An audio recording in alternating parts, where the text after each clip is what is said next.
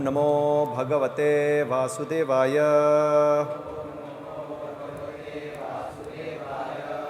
ओम नमो भगवते वासुदेवाय।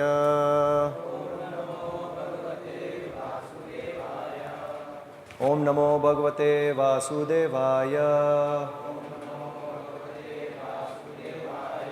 ओम अज्ञानतिमिरान्धस्य ज्ञानञ्जनशलाकया चक्षुरुन्मिलितमेन तस्मै श्रीगुरुवे नमः। श्रीचैतन्यमनोभीष्टं स्थापितमेन भूतले स्वयं रूपकदा मह्यं ददाति स्वपदान्तिकं वन्देऽहं श्रीगुरुः श्रीयुतपदकमलं श्रीगुरुं वैष्णवांश्च श्रीरूपं साग्रजातं सहगण रघुनाथान्वितं तमस्य जीवं साद्वैतं सावधूतं परिजनसहितं कृष्णचैतन्यदेवं श्रीराधाकृष्णपादान् सहगण ललिता शिवशाखान् प्रथमश्च हे कृष्णकरुणा सिन्धु दीनबंधु जगतपते गोपेश गोपिकाकांत राधाकांत नमस्तुते तप्त कांचन गौरांगी राधे वृंदावनेश्वरी वृषभानुसुते देवी प्रणमामि हरिप्रिये। वाञ्छाकल्पतरुभ्यश्च सिन्धुभ्य एव च पतितनां पावनेभ्यो वैष्णवेभ्यो नमो नमः। नमो विष्णुपादाय कृष्णपृष्ठाय भूतले श्रीमद्भक्तिवेदान्तस्वामिनिति नामिने नमस्ते सारस्वतीदेवी गौरवाणी प्रचारिणे विशेषण्यवादी पाश्चात्यदेशतारिणे श्रीकृष्ण चैतन्य प्रभु नित्यानंद श्री अद्वैत गदाधर शिवाशादि गौर भक्तवृंद। हरे कृष्णा कृष्णा कृष्णा हरे हरे, हरे राम राम राम हरे हरे।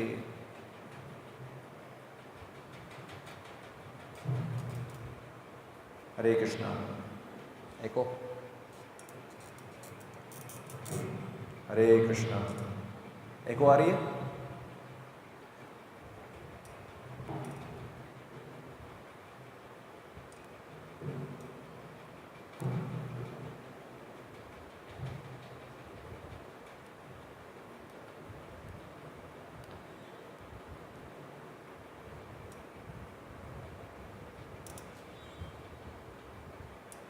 हरे कृष्णा। क्लियर है अभी? ओके, तो हम लोग कंटिन्यू करेंगे ये जो कोर्स है योर बेस्ट फ्रेंड। उसमें हमने लास्ट ट्यूसडे को फर्स्ट सेशन लिया था। क्या था टाइटल, टॉपिक क्या था? थोड़ा आप आगे आ जाओ ना, आप लोग आगे आ जाओ, बहुत दूर हो, आगे आ जाओ तो क्या अच्छी तरह से मैं आपको देख पाऊँ, इंटरेक्शन हो सके। आप लोग सभी लोग थे लास्ट सेशन में? कितने लोग नहीं थे? अच्छा, ऑनलाइन देखा था आपने? अच्छा, ये अच्छा रहेगा अगर नेक्स्ट टाइम ऑनवर्ड्स, मतलब अगर आपने मिस कर दिया है तो ऑनलाइन इसकी लिंक ये क्या बोलते हैं, मनन भेजता रहता है, तो आप वो देख के, क्योंकि हर एक सेशन का कनेक्शन होता है। तो क्या है, अगर इस सेशन में आपको कुछ ऐसे डाउट होंगे जिसका आंसर हम प्रीवियस सेशन में दे चुके हैं या डिस्कस हो चुका है, तो बेटर ये है कि आगे के सेशंस आप सुनिए और उसके बाद ये अटेंड कीजिए।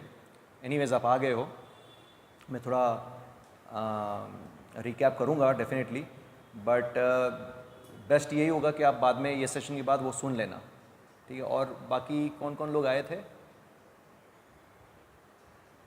ओके, इतने लोग थे, ठीक है। तो टॉपिक याद है जेम्स? क्या?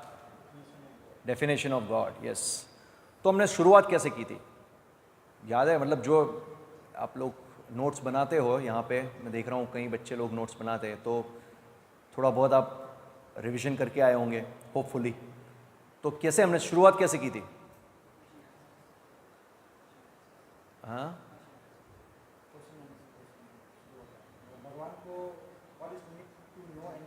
हाँ, ऐसा शुरुआत से हुई थी, राइट? कि लोग ऐसे प्रश्न करते हैं कि भाई भगवान के बारे में मुझे क्यों जानना है, मतलब क्या ज़रूरत है, मतलब मेरे पास बहुत सारे काम हैं, आई डोंट हैव टाइम, हाँ, व्हाई शुड आई नो। तो फिर हम एक एक स्तर से लेके गए थे। तो हम लोग डिस्कशन किया था हमने कि पहले तो भगवान के बारे में जानना कोई इंटरेस्ट की बात नहीं है, but it is a prime necessity, right? ये हमने डिस्कस किया था लास्ट टाइम। फिर तो हम लोग कैसे गए थे स्टेप बाय स्टेप, ओके, भगवान के बारे में क्यों जानना चाहिए, क्या कारण है? नहीं, लक्ष्य वक्ष्य ये सब नहीं, एकदम, हाँ आनंद के लिए, कि हम सब आनंद प्राप्ति के लिए वो कर रहे हैं, राइट। तो अगर हमको आनंद चाहिए तो भगवान के बारे में जानना चाहिए। तो कैसे कैसे, जैसे ये मोबाइल है, अभी आनंद मतलब एक तरीके से जैसे ये मोबाइल है, उसको भोग करने, उसको मैं भोग करूँगा तो मुझे आनंद मिलेगा, पर उसको भोग करने के लिए मुझे ये मोबाइल का पर्पस मालूम होना चाहिए, क्यों बनाया गया है, इसको कैसे यूज़ करना है, ये सब चीज़ें मालूम होनी चाहिए, राइट। तो इसी प्रकार से भगवान ने ये भौतिक जगत बनाया है और आध्यात्मिक जगत तो है ही। तो ये जगत जो है उसका क्या पर्पस है भौतिक जगत में, हम लोग भौतिक जगत में, तो ये भौतिक जगत का पर्पस क्या है, यह भौतिक जगत में हम क्या करने आए हैं। तो ये सब चीज़ें आपको पता नहीं है तो आप आनंद प्राप्त नहीं कर पाओगे। जैसे वो हमने लास्ट टाइम डिस्कस किया था, रिलेटिव प्रॉब्लम्स और रियल प्रॉब्लम्स। तो ऐसे ही रिलेटिव हैप्पीनेस और रियल हैप्पीनेस है। तो हम सब रिलेटिव हैप्पीनेस के पीछे भाग रहे हैं, रियल हैप्पीनेस के पीछे नहीं। क्यों? क्योंकि हमको पता ही नहीं है रियल हैप्पीनेस क्या है। तो रियल हैप्पीनेस कैसे पता चलेगी? एक्चुअली जब हम भगवान के बारे में जानें, क्योंकि जब भगवान के बारे में जानना मतलब सब कुछ आ गया उसमें। ये भौतिक जगत के बारे में जानना, हम कौन हैं, हमारा और भगवान का क्या संबंध है, हम किस पर्पस से भौतिक जगत में आए हैं, ये सारी चीज़ें इसमें आ जाती है। एक मात्र भगवान के बारे में जानने से ये सब चीज़ें लिंक्ड है, राइट। हमने एक उदाहरण लिया था, आप लोग को याद हो तो, एक कंपनी का। जैसे कंपनी है, उसमें अगर आपको बोल दिया जाए चलो आप आज से काम शुरू कर दो, आप सबको बोल दिया गया, आप जितने लोग यहाँ बैठे हो सबको एक कंपनी में बोला आज से आपको काम शुरू करना है, तो आप लोग क्या सोचोगे? यू विल बी कंफ्यूज्ड, क्या करना है, अच्छा ठीक है मुझे क्या करना है, मेरा रोल क्या है, मेरी पोजीशन क्या है, ये सब होगा ना। तो कंपनी के अंदर भी एक सिस्टम होती है कि हर एक का रोल होता है, मैनेजर की पोस्ट होती है तो उसका रोल होता है, लेबर होता है, सुपरवाइज़र होता है। अगर नहीं होगा तो सब कंफ्यूज हो जाएंगे। तो इसी प्रकार से ये भौतिक जगत में अगर हमको पता नहीं हम क्या करने आए हैं, क्या करना चाहिए, क्या नहीं करना चाहिए, सब चीज़ें नहीं पता है, तो हम कंफ्यूज होके फिर ऐसी चीज़ें करने बैठ जाएंगे जिसमें जो हमको नहीं करनी चाहिए। और फिर हम सोचते हैं कि ये चीज़ करने से मुझे सुख की प्राप्ति होगी, आनंद मिलेगा, पर एक्चुअली आनंद नहीं मिलेगा। तो इसलिए अगर आपको रियली आनंद चाहिए, उस आनंद लेना तो आत्मा का स्वभाव है ना, आनंदमय अभ्यास, लास्ट टाइम मैंने डिस्कस किया था, आत्मा का लक्षण है आनंदमय रहना। तो अगर आनंद प्राप्ति करनी है, आनंद को मतलब सुख का अनुभव करना है, तो भगवान के बारे में जानना आवश्यक है। ये सब हमने लास्ट टाइम डिस्कस किया था। और उसके बाद भगवान की परिभाषा देखी थी, he is source of everything, supreme enjoyer, फिर सुप्रीम प्रोप्राइटर और सुप्रीम कंट्रोलर, ये सब हमने देखा था लास्ट टाइम। तो यहाँ तक हमने फर्स्ट सेशन कंप्लीट किया था, तो ये हो गया। अभी आज सेकंड सेशन स्टार्ट कर रहे, ये लिंक्ड है। तो लास्ट टाइम हमने देखा कि भगवान के बारे में क्यों जानना चाहिए, भगवान की क्या परिभाषा है। तो अभी अगर भगवान के बारे में जानना है तो हम कहाँ से जानेंगे? तो जैसे आज का जो सेशन है क्या है, Vedas are they relevant today? Vedas या शास्त्र, जो भी आप कहना चाहो, आर दे रिलेवेंट टुडे, मतलब आज के युग में क्या वेदास रिलेवेंट है, शास्त्र रिलेवेंट है? क्योंकि कई बार हम देखते हैं, स्पेशली साइंस के स्टूडेंट हो या इंजीनियरिंग के स्टूडेंट्स हो, तो कई बार ऐसे, बिकॉज हम लोग बचपन से ये साइंस इतना पढ़ रहे हैं और बाद में कॉलेज में आते इंजीनियरिंग में एडमिशन लेते, या कोई मेडिसिन में या कोई बीएससी जो भी हो, हम इतना अंदर साइंस और इंजीनियरिंग के अंदर घुस गए हैं, तो हमारा दिमाग उसी दिशा में इतना सोचने लगता है। तो ये जब ऐसी शास्त्र की बातें आती है तो बोलते हैं ये क्या शास्त्र वास्त्र में मानते हो तुम, ये सब चीज़ें होती है क्या, ये शास्त्र में पता नहीं किसने लिखा है ये शास्त्र, हु नोज़, बिलीविंग इन शास्त्र इज़ अ ब्लाइंड फेथ, क्या पता, अंधविश्वास है, आप लोग अंधविश्वास कर रहे हो। तो ऐसे सब बहुत सारे प्रश्न आते हैं। तो आज के सेशन में हम ये सब चीज़ें देखेंगे, डिस्कशन करेंगे, राइट। तो शास्त्र की जब बात आती है तो शास्त्र, और स्वाभाविक है क्योंकि हम साइंस को इतना पढ़ रहे हैं, और साइंस हमको क्या सिखाती है कि व्हाट यू सी, या वैसे बोलते हैं what I C I believe, मतलब मैं जो देखता हूँ उसमें मैं विश्वास रखता हूँ। ऐसा ये हम इस दिशा में आगे बढ़ते हैं, राइट।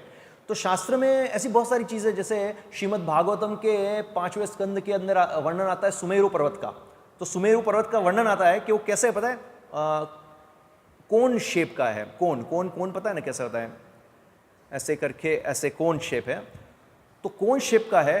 अभी कोन हम लोग हाथ में तो ऐसे पकड़ते हैं, पर आपने कभी पर्वत देखा है? आप ऐसे देख सकते हो कि चलो नीचे से बेस बड़ा है और फिर ऊपर की तरफ ऐसे जा रहा है, बट आपने कभी ऐसा कोई पर्वत देखा है जो उल्टा है कोन शेप में? मतलब नीचे जो हम आइसक्रीम का कोन पकड़ते हैं वही शेप में, बट ऐसे नीचे छोटा भाग नीचे है और ऊपर की तरफ वाइड हो रहा है इस पर। तो सोच में पड़ जाएगा, अरे ये भागवतम ऐसे सुमेरु पर्वत का वर्णन करे कि ऐसा कुछ है? मतलब गॉड नोस ऐसा सब है कि नहीं। और बहुत सारी चीज़ें हैं, जैसे हम लोग सूर्य है, सूर्य को हम समझते कि गोला है, ग्लोब है, सन ग्लोब ऐसा बोलते हैं, सूर्य एक गोला है ऐसा सोचते हैं। पर शास्त्र में वर्णन है कि एक्चुअली सूर्य उसमें आप डेफिनेटली एक प्लानट है, बट सूर्य जो प्लानट है उसमें मेन सूर्यदेव है जो रथ के ऊपर विराजमान है, और जो रथ है उसका एक ही पहिया है। तो ये दिमाग में काम नहीं करता है यार। उसके 7 घोड़े हैं, 7 घोड़े हैं, और एक ही पहिया, एक पहिया वाला रथ हमने कभी सुना नहीं है, देखा नहीं है। तो ये शास्त्र कैसी कैसी बातें करता है, हमको विश्वास नहीं होता है। देखो हम लोग इंद्र तृप्ति के पीछे भागते रहते हैं। जब हम ऐसे कुछ सुनते हैं कि शास्त्र के वर्णन है कि हमको इंद्र तृप्ति नहीं करना चाहिए, फिर भी हम जानते हुए भी इंद्र तृप्ति के उस ओर जा रहे। क्यों? क्योंकि कहीं ना कहीं हमको शास्त्र में विश्वास नहीं है। अगर हमको 100% शास्त्र में विश्वास होता तो हम इंद्र तृप्ति या इंद्र तृप्ति के विषयों के पीछे क्यों भागते? आप समझ रहे हो मैं क्या बोल रहा हूं? दैट मीन्स हम भक्ति के अंदर आने के बाद भी 100% हमको शास्त्र में विश्वास नहीं है। अगर 100% विश्वास होता तो शास्त्र की जो वाणी है अकॉर्डिंगली उसको हम फॉलो करते हैं, राइट? तो ऐसे सारे बहुत सारे प्रश्न आते हैं कि भाई इसमें क्या शास्त्र सही है कि नहीं, मानना चाहिए कि नहीं, हाँ। तो ऐसे सब अलग अलग प्रश्न आते हैं। ये लास्ट टाइम का है। तो अभी ये है, हम लोग आए थे कि भगवान के बारे में जानना है, तो वेदास या शास्त्र के माध्यम से भगवान के बारे में जान सकते हैं। तो सबसे पहले तो हम ये जाने कि कोई भी प्रकार का ज्ञान है उसको प्राप्त करना है, कोई ज्ञान प्राप्त करना है तो उसको कैसे प्राप्त कर सकते हैं, उसकी क्या माध्यम है, मतलब क्या प्रोसेस है। तो आप लोग में से कितने लोगों ने 6 सेशन कोर्स अटेंड किया हुआ है? काफ़ी लोग हैं, ओके। तो आप लोग बताइए, ज्ञान प्राप्त करने के कौन से तरीके हैं? कुछ चीज़ें देखने से, ओके। तो उसको क्या बोलेंगे? कौन सा प्रमाण है? प्रत्यक्ष प्रमाण, वेरी गुड। प्रत्यक्ष प्रमाण नंबर 1। प्रत्यक्ष प्रमाण मतलब इसको बोलते हैं डायरेक्ट सेंस परसेप्शन, मतलब इंद्रियों के माध्यम से। इंद्रियों के माध्यम से जो भी हम ज्ञान प्राप्त कर, जैसे आँख है, आँख से देखते हैं, नाक से सूंघते हैं, कान से सुनते हैं, जीवा से टेस्ट करते हैं, टच, ये सब इंद्रियों के माध्यम से जो कुछ ज्ञान हम प्राप्त करते हैं वो उसको बोलते हैं प्रत्यक्ष प्रमाण, डायरेक्ट सेंस परसेप्शन, राइट? ये नंबर 1 हुआ। नंबर 2, वैसे तो टोटल 10 प्रमाण है, पर वो बहुत ही मतलब डिटेल में जाना पड़ेगा उसमें, पर मेन ये 3 में हम समझा लेते हैं। दूसरा,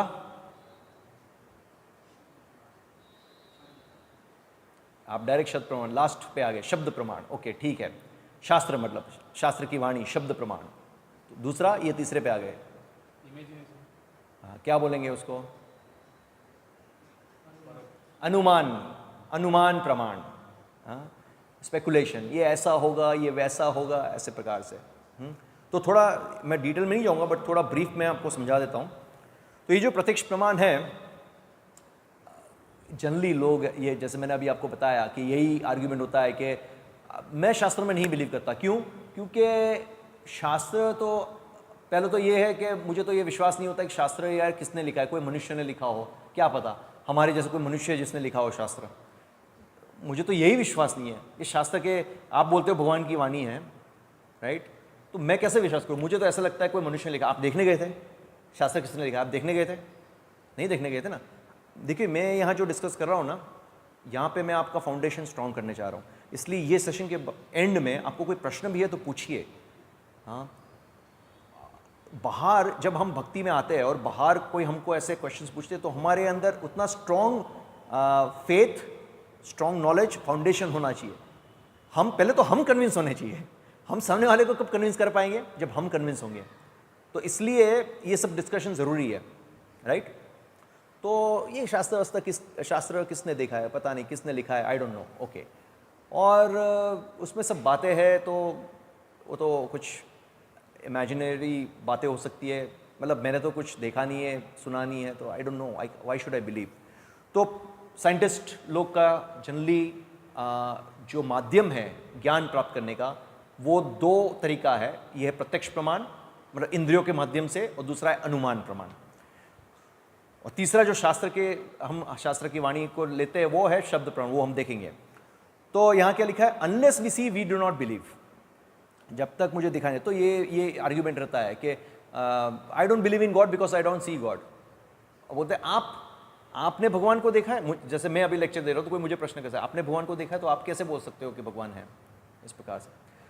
तो 6th सेशन में डिटेल में हमने डिस्कस किया था। इसमें बहुत सारे आर्ग्यूमेंट्स हैं कि ऐसे बहुत सारे एग्जाम्पल्स है कि जिसमें आप उसको देखते नहीं फिर भी आप विश्वास करते हो। बहुत सारे उदाहरण हैं, कौन बताएगा? हाँ, मूर्ति, बुद्धि, ओके, मन, बुद्धि, ओके, ठीक है। और ये तो ठीक है, ये सटल फॉर्म में हुआ, बट ऐसे ही आप डे टू डे लाइफ में, सराउंडिंग में ऐसी सारी चीज़ें जो आप डे टू डे लाइफ में अनुभव करते हो, पढ़ते हो, ऐसी सब चीज़ें। माइक्रो ऑर्गेनिजम्स माइक्रोस्कोप से देखते हैं लोग। ठीक है, वो ऐसे नहीं, पर वो लोग बोलेंगे देखो हमने माइक्रोस्कोप इन्वेंट किया है, उसमें तो हम दिखा रहे हैं ना, इसलिए आप हमारा ज्ञान तो श्रेष्ठ है और ये माध्यम भी श्रेष्ठ है। देखो माइक्रोस्कोप का डिस्कवरी किया हमने, तो वो भी आपको आर्ग्यूमेंट में हरा देंगे। Atoms, okay, to then extent, ठीक है। और कुछ? हवा, हाँ हवा है, उसको हम फील कर सकते हैं। Electricity, yes. जैसे इलेक्ट्रॉन्स है, इलेक्ट्रॉन्स को तो कितने लोगों ने देखा है? मैंने तो अभी तक नहीं देखा है। आप में से किसी ने देखा है इलेक्ट्रॉन्स को? नहीं, बट उसको हमको पढ़ाया जाता है ना, कैथोड रे ट्यूब के माध्यम से उसको परसीव किया जा सकता है इलेक्ट्रॉन्स को, राइट? तो हम मानते हैं कि इलेक्ट्रॉन्स है। एक्सरे देखा है किसी ने? ये मत बताइए वो जो इमेज है उसको हम देख रहे हैं, बट एक्चुअल एक्सरे, जो एक्सरे है उसको देखा है किसी ने? ये देखा है। हाँ? तो ऐसी बहुत सारी चीज़ें हैं, और ऐसी बहुत सारी चीज़ें जिसको आप देखते हो पर आपको पता है कि ये सही नहीं है। अभी हमने पहले क्या देखा? ऐसी बहुत सारी चीज़ें हैं जिसको हम देखते नहीं है फिर भी हमको पता है कि ये चीज़ है। हमने कुछ उदाहरण दिए, ऐसे बहुत सारे उदाहरण हैं। पर अभी मैं ऐसी चीज़ों की बात कर रहा हूं जो आप देखते हो आपके सामने, बट आपको पता ये नहीं है। बताइए। मिराज को क्या बोलेंगे? हाँ, मरुगजल। हाँ, आगे अब डेजर्ट में ऐसे एरिया में हो, आगे आपको दिख रहा है कि पानी है, ऐसा सब दिख रहा है, पर आप नज़दीक जाओगे तो नहीं है। हाँ, और आप मेले में जाते हो तो पता है ना, वो मिरर्स होते हैं, कॉनकेव मिरर्स, कॉन्वेक्स मिरर्स, ऐसे जिसमें किसी में कोई मोटा लगता है, कोई पतला लगता है, कोई लंबा लगता है, कोई छोटे हाइट वाला लगता है। तो ये जो आप देखते हो मिरर में, आपको पता है आप ऐसे तो नहीं हो ना, पर आपको दिख रहा है अंदर। हाँ? तो कहने का मतलब ये है कि ये जो प्रमाण है, प्रत्यक्ष प्रमाण, ये सब इसमें त्रुटियां है। त्रुटियां means there is defects. 4 defects है, 4 त्रुटियां है। जैसे यहां बताया है ना, क्या है? इम्परफेक्ट सेंसेस, हमारी इंद्रिय अपूर्ण है। इस हमारे आंख जो है, जैसे देखने पे बहुत एम्फसाइज करते हैं ना साइंटिस्ट लोग, तो आप देखिए अभी तो बाहर अंधेरा हो गया ना, अभी यहाँ लाइट चालू है ना, सो अगर ये लाइट बंद हो जाए तो हम देख भी नहीं पाएंगे। तो वी आर कंडीशन, हम लाइट के ऊपर आधारित है ना, हमारी आंखें लाइट के ऊपर आधारित है। हमारी आंखें परफेक्ट नहीं है ना, कि लाइट नहीं होगी तो हम देख पाएंगे, नहीं है ना।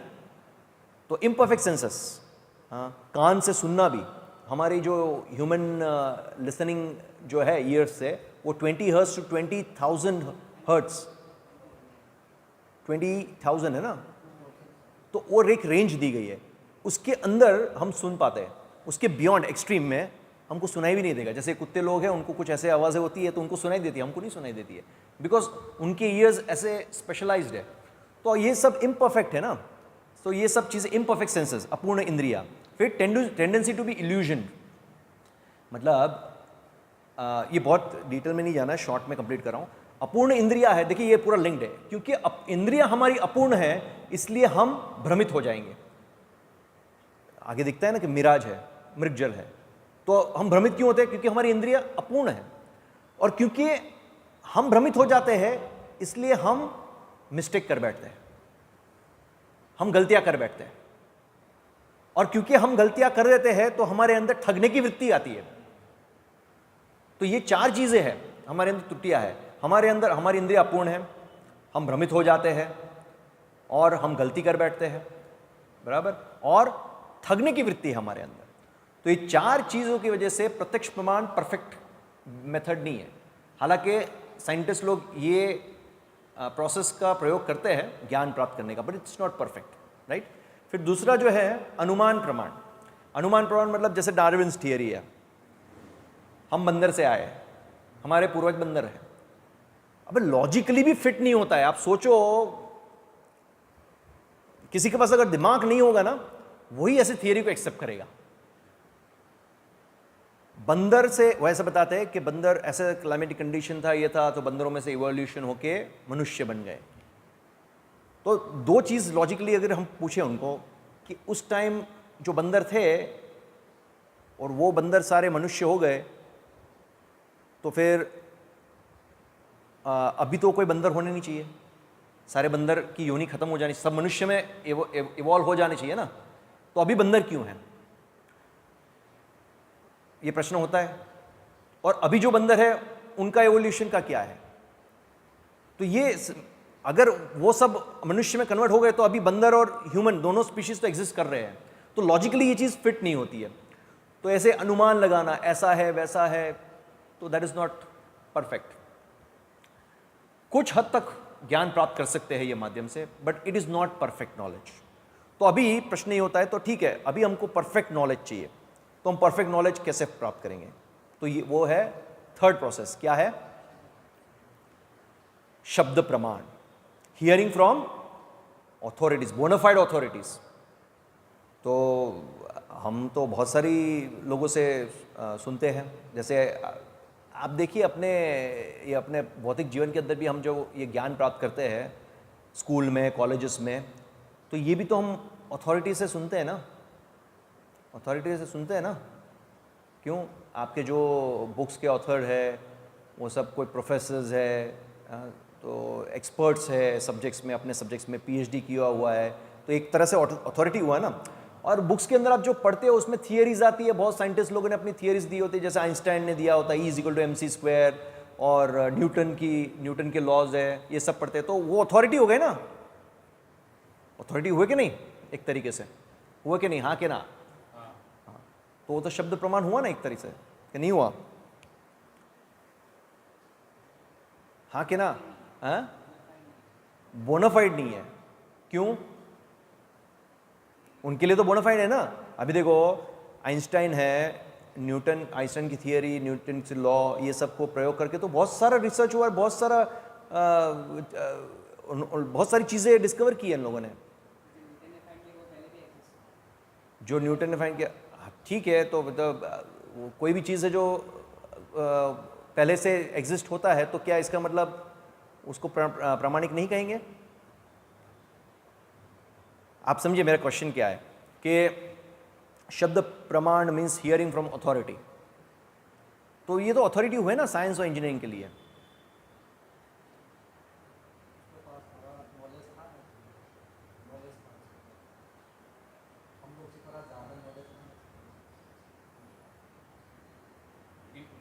नहीं, मेरा क्या कहना है, देखिए वो ठीक है, आगे हम देखेंगे।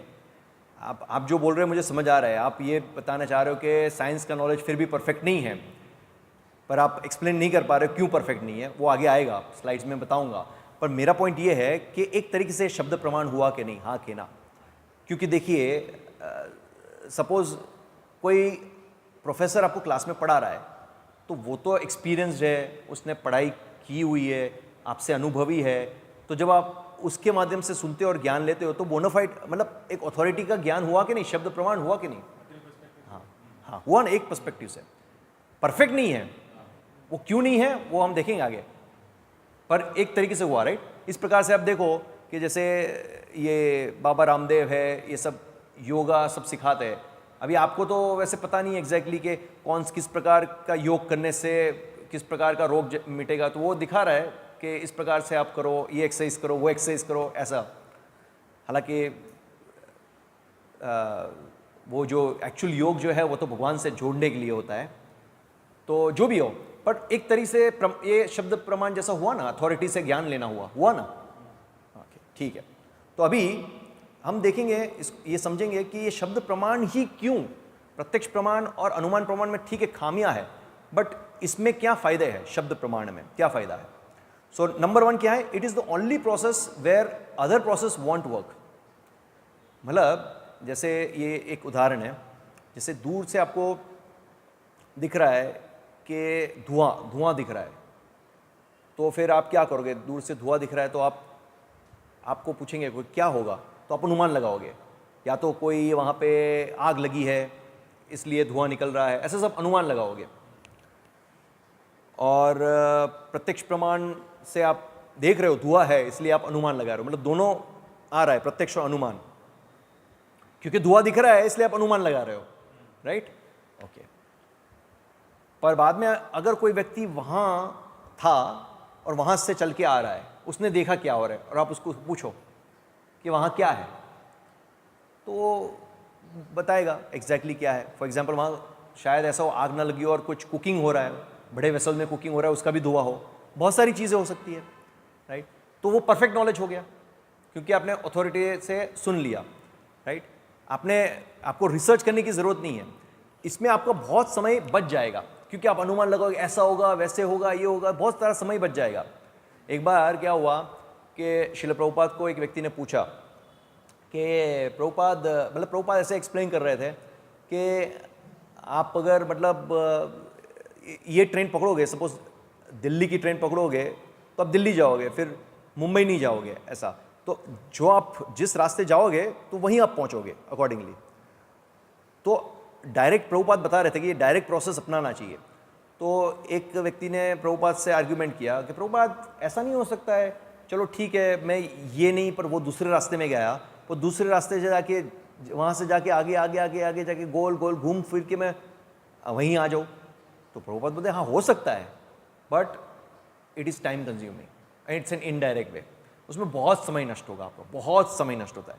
तो ये जो प्रत्यक्ष प्रमाण और अनुमान प्रमाण है उसमें समय नष्ट होता है, परफेक्ट तो नहीं है डेफिनेटली, बट ये जो शब्द प्रमाण है उसमें समय की बचत हो जाती है। जैसे माता है, अब आपको पता नहीं आपका पिता कौन है, तो आप रिसर्च करोगे, व्यक्ति क्या करेगा, ओके मैं रिसर्च करूँगा कि इतने लोग हैं, तो उतने लोग में से अभी उनके जो जीन्स है मेरे जीन्स के साथ मैच हो रहे हैं कि नहीं, सब रिसर्च करूँगा, एक्सपेरिमेंटल करूँगा, और फिर पता लगाऊंगा कौन मेरे पिता है।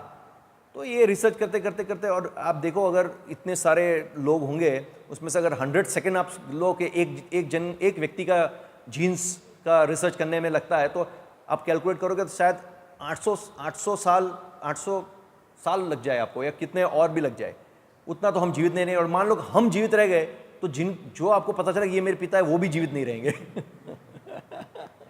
तो ये वेस्ट ऑफ टाइम है। बेस्ट क्या है, अपनी माता को पूछ लो पिता कौन है। तो इसी प्रकार से ऐसा वर्णन है शास्त्र में कि जो वेदास है, शास्त्र है, वो भगवान की वाणी है और वो हमारी माता बराबर है और पिता भगवान है। तो भगवान के बारे में जो हमारे पिता है उनके बारे में जानना है तो माता के पास जाओ, शास्त्र के पास जाओ, शास्त्र में सब वर्णन है। इजी प्रोसेस, कितना सरल हो जाता है, it saves lot of time.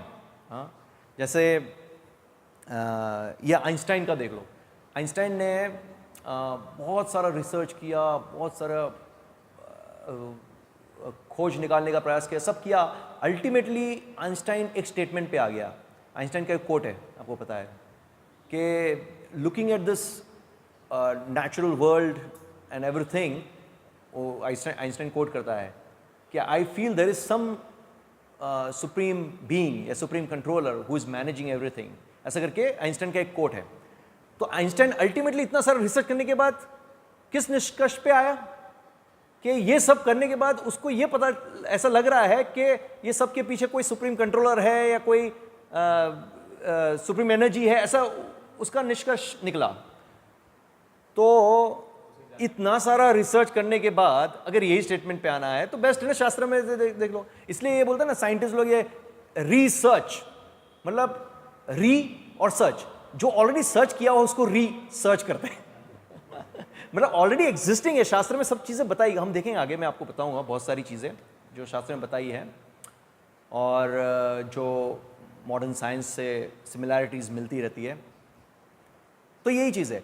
ये उसके बारे में एक बहुत अच्छी कथा आती है। वो एक बार एक नावी था, बोटमैन, तो वो नदी पार करा रहा था, तो एक साइंटिस्ट ऐसे बोट में बैठ गए। फिर ऐसे अभी तो नदी पार करने वाले थे, तो साइंटिस्ट पूछते हैं कि आपको फिजिक्स आता है, बोटमैन को पूछते हैं, तो बोलते नहीं आता है। 25% आपका जीवन बर्बाद हो गया। फिर थोड़ा आगे जाते हैं, फिर बोलते हैं आपको केमिस्ट्री आता है, तो बोलते नहीं आता है। 50% जीवन बर्बाद हो गया। आपको मैथ्स आता है, नहीं आता है। 75% जीवन बर्बाद हो गया। उतने में मतलब एक बाढ़ आती है और पूरा बोट ऐसे ऐसे हिलने लगती है। तो बोटमैन पूछता है आपको तैरना आता है, तो बोलते नहीं। 100% आपका जीवन बर्बाद होगा, 100%। तो इस प्रकार से है चीज़ें।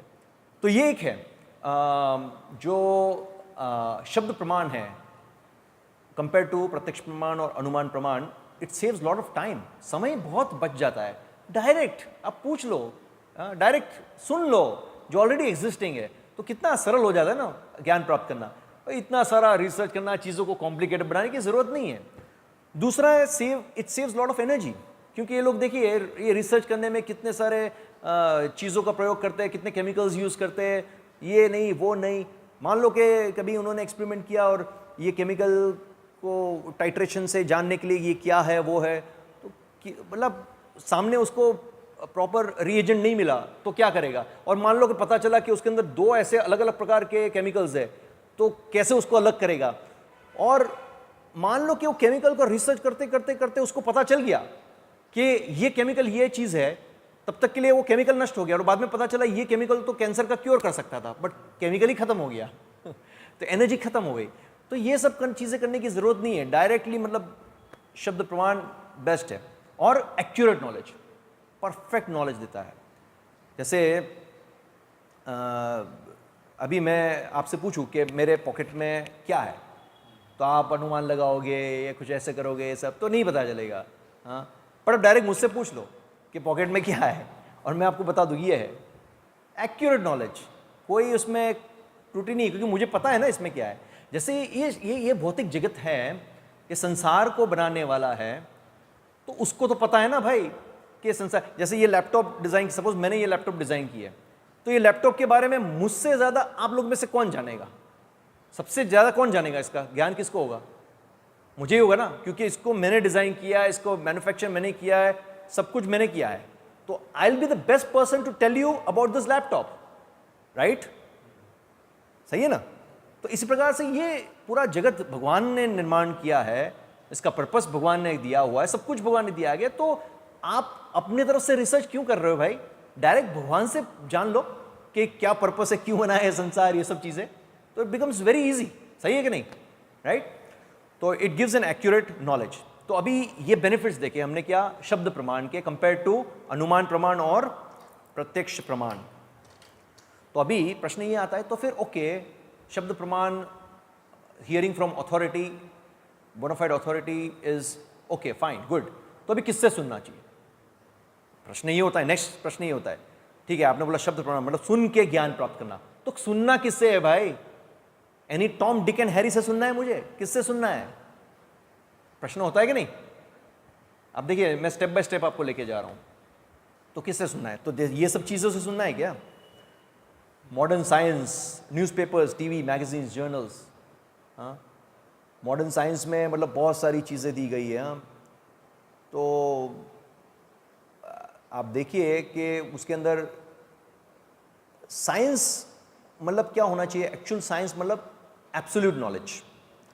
एब्सोल्यूट नॉलेज का मतलब पता है? There is something called absolute knowledge and relative knowledge.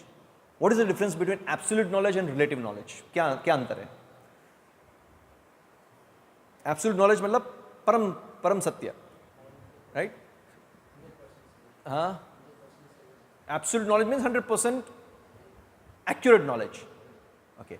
और रिलेटिव नॉलेज मीन्स सिंपल है, relative knowledge means with changes with time, समय के साथ ज्ञान बदलता रहता है, तो ये रिलेटिव नॉलेज है। और एब्सोल्यूट मतलब पास्ट प्रेजेंट फ्यूचर सब में वही रहता है। फॉर एग्जाम्पल, कभी आपने ऐसा सुना है कि 5000 साल पूर्व कृष्ण भगवान ने अर्जुन को भगवद गीता का ज्ञान दिया और अर्जुन को बोला कि तुम शरीर नहीं आत्मा हो, और फिर बाद में अभी 5000 साल हो गए तो कुछ अमेंडमेंट आया, कृष्ण ने बोला वेट वेट वेट, उस टाइम गलत था, अभी हमको लगता है कि शायद तुम शरीर हो आत्मा नहीं हो। ऐसा कुछ हुआ है? Perfect knowledge as it is. 5000 साल क्या, सदियों से, कितने मिलियंस एंड मिलियंस ईयर से यही ज्ञान आ रहा है। There is no change, it is absolute knowledge. This is science actually.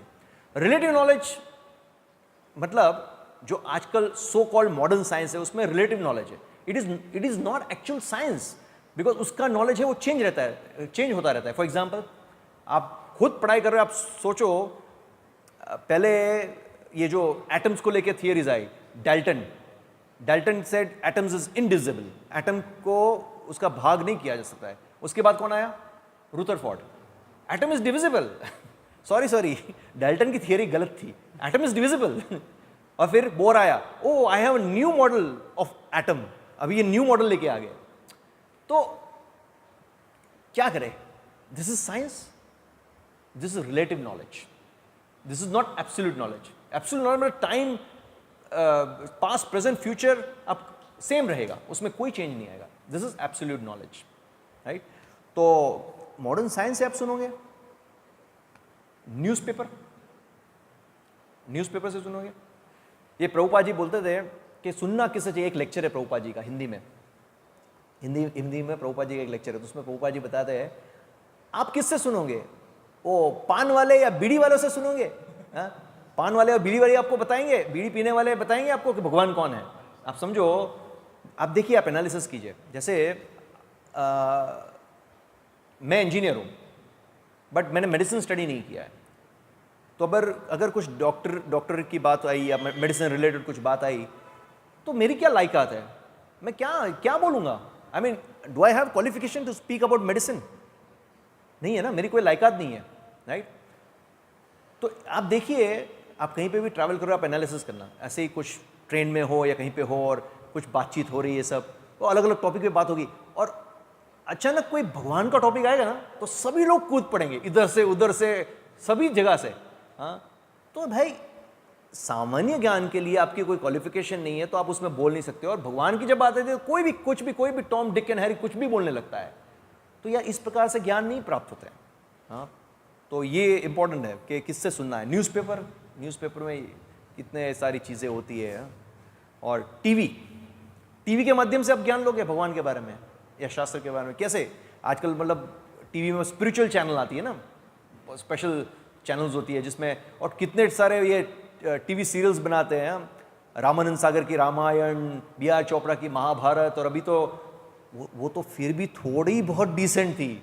अभी तो आजकल जो नया आ रहा है, क्या क्या पता नहीं, ये जो भगवान या देवी देवता के नाम पे जो सारी सीरियल्स आ रही है जिसमें देविया या जो है उनको स्लीवलेस ब्लाउज पहना देते हैं, और ये क्या है, मतलब what is all this things. हाँ, और आपको क्या लगता है कि, मतलब मैं जस्ट बता रहा हूँ आपको, ये सही नहीं है ये टीवी सीरियल के माध्यम से ज्ञान लेना, क्योंकि वो लोग का ये टीवी सीरियल के पीछे क्या हेतु है? आप लोग को क्या सीरियसली रामायण या महाभारत का ज्ञान देना हेतु है? उसके पीछे हेतु क्या है? एंटरटेनमेंट, पैसे कमाना। हो सकता है 70% 80% आपको सही चीज़ें हो, बट 20% 30% सही नहीं होता है, क्योंकि वो एग्जैक्टली शास्त्र के माध्यम से या परंपरा में ज्ञान लिया गया नहीं होता है। क्योंकि मुझे याद है, मैं एक रिलेटिव के घर गया था, तो वो रामानंद सागर की कृष्णा सीरियल चल रही थी। अरे प्योरली उसके अंदर मायावाद मायावाद का डिस्कशन चल रहा है, वो मायावाद सिखा रहे, कृष्ण खुद मायावाद बोल रहे हैं। ये तो अच्छा है हम प्रभुपाद की पुस्तक पढ़ते हैं, तो मैंने सुना तो मैं बोला यार ये क्या है मायावाद। मैं डिस्टिंग्विश कर पाया क्योंकि मैं प्रभुपाद की पुस्तक पढ़ा है, नहीं तो अगर मैं भी नहीं पढ़ता शास्त्र प्रभुपाद की पुस्तक जो पारंपरिक ज्ञान है तो मुझे भी पता नहीं चलता, और तो मैं उसको एक्सेप्ट कर लेता कि हाँ ये कृष्ण बोल रहे हैं। पर कृष्ण बोल रहे हैं, कौन कृष्ण बोल रहे हैं? ये एक्टर है और डायरेक्टर ने उसको ये डायलॉग दिया है, अकॉर्डिंगली वो बोल रहा है। तो ये कोई ज्ञान लेने की विधि नहीं है, आप समझ रहे हो? तो शास्त्र में इसका वर्णन है। और तो कोई बोलेगा अरे प्रभु जी एक बात बताइए, ये सीरियल है फिर भी है तो भगवान की सीरियल, राम भगवान के बारे में, कृष्ण भगवान है तो भगवान के बारे में, और कोई बोल रहा है तो भगवान के बारे में बोल रहा है और क्या बोल रहा है? ऐसा कोई प्रश्न कर सकता है ना? जैसे सो कॉल कोई भी कथा करने वाले हो आके कथा करे, समय मनन बताते रहना क्या है। हमने स्टार्ट किया था 7:45 ना, तो अब है अपने प्रेजेंट। हाँ ठीक है, क्या बोल रहा था मैं पॉइंट? हाँ, कोई ऐसे भी भगवान की कथा करते रहते हैं, तो कोई ऐसे बोलते कि अरे ठीक है बोनाफाइड नहीं है, मतलब परंपरा में नहीं, क्या प्रॉब्लम क्या है? कथा तो भगवान की कर रहे हैं, ये टीवी सीरियल वाले राम भगवान के बारे में बता रहे, कृष्ण भगवान के बारे में बता रहे, क्या प्रॉब्लम क्या है? तो प्रॉब्लम यही है, शास्त्र ने बताया है, अवैष्णव मुखोद्गीरम पूतम हरि कथामृतम श्रवणम नैव कर्तव्यम सर्पोचिष्टम यथापयः। क्या बताया है शास्त्र में?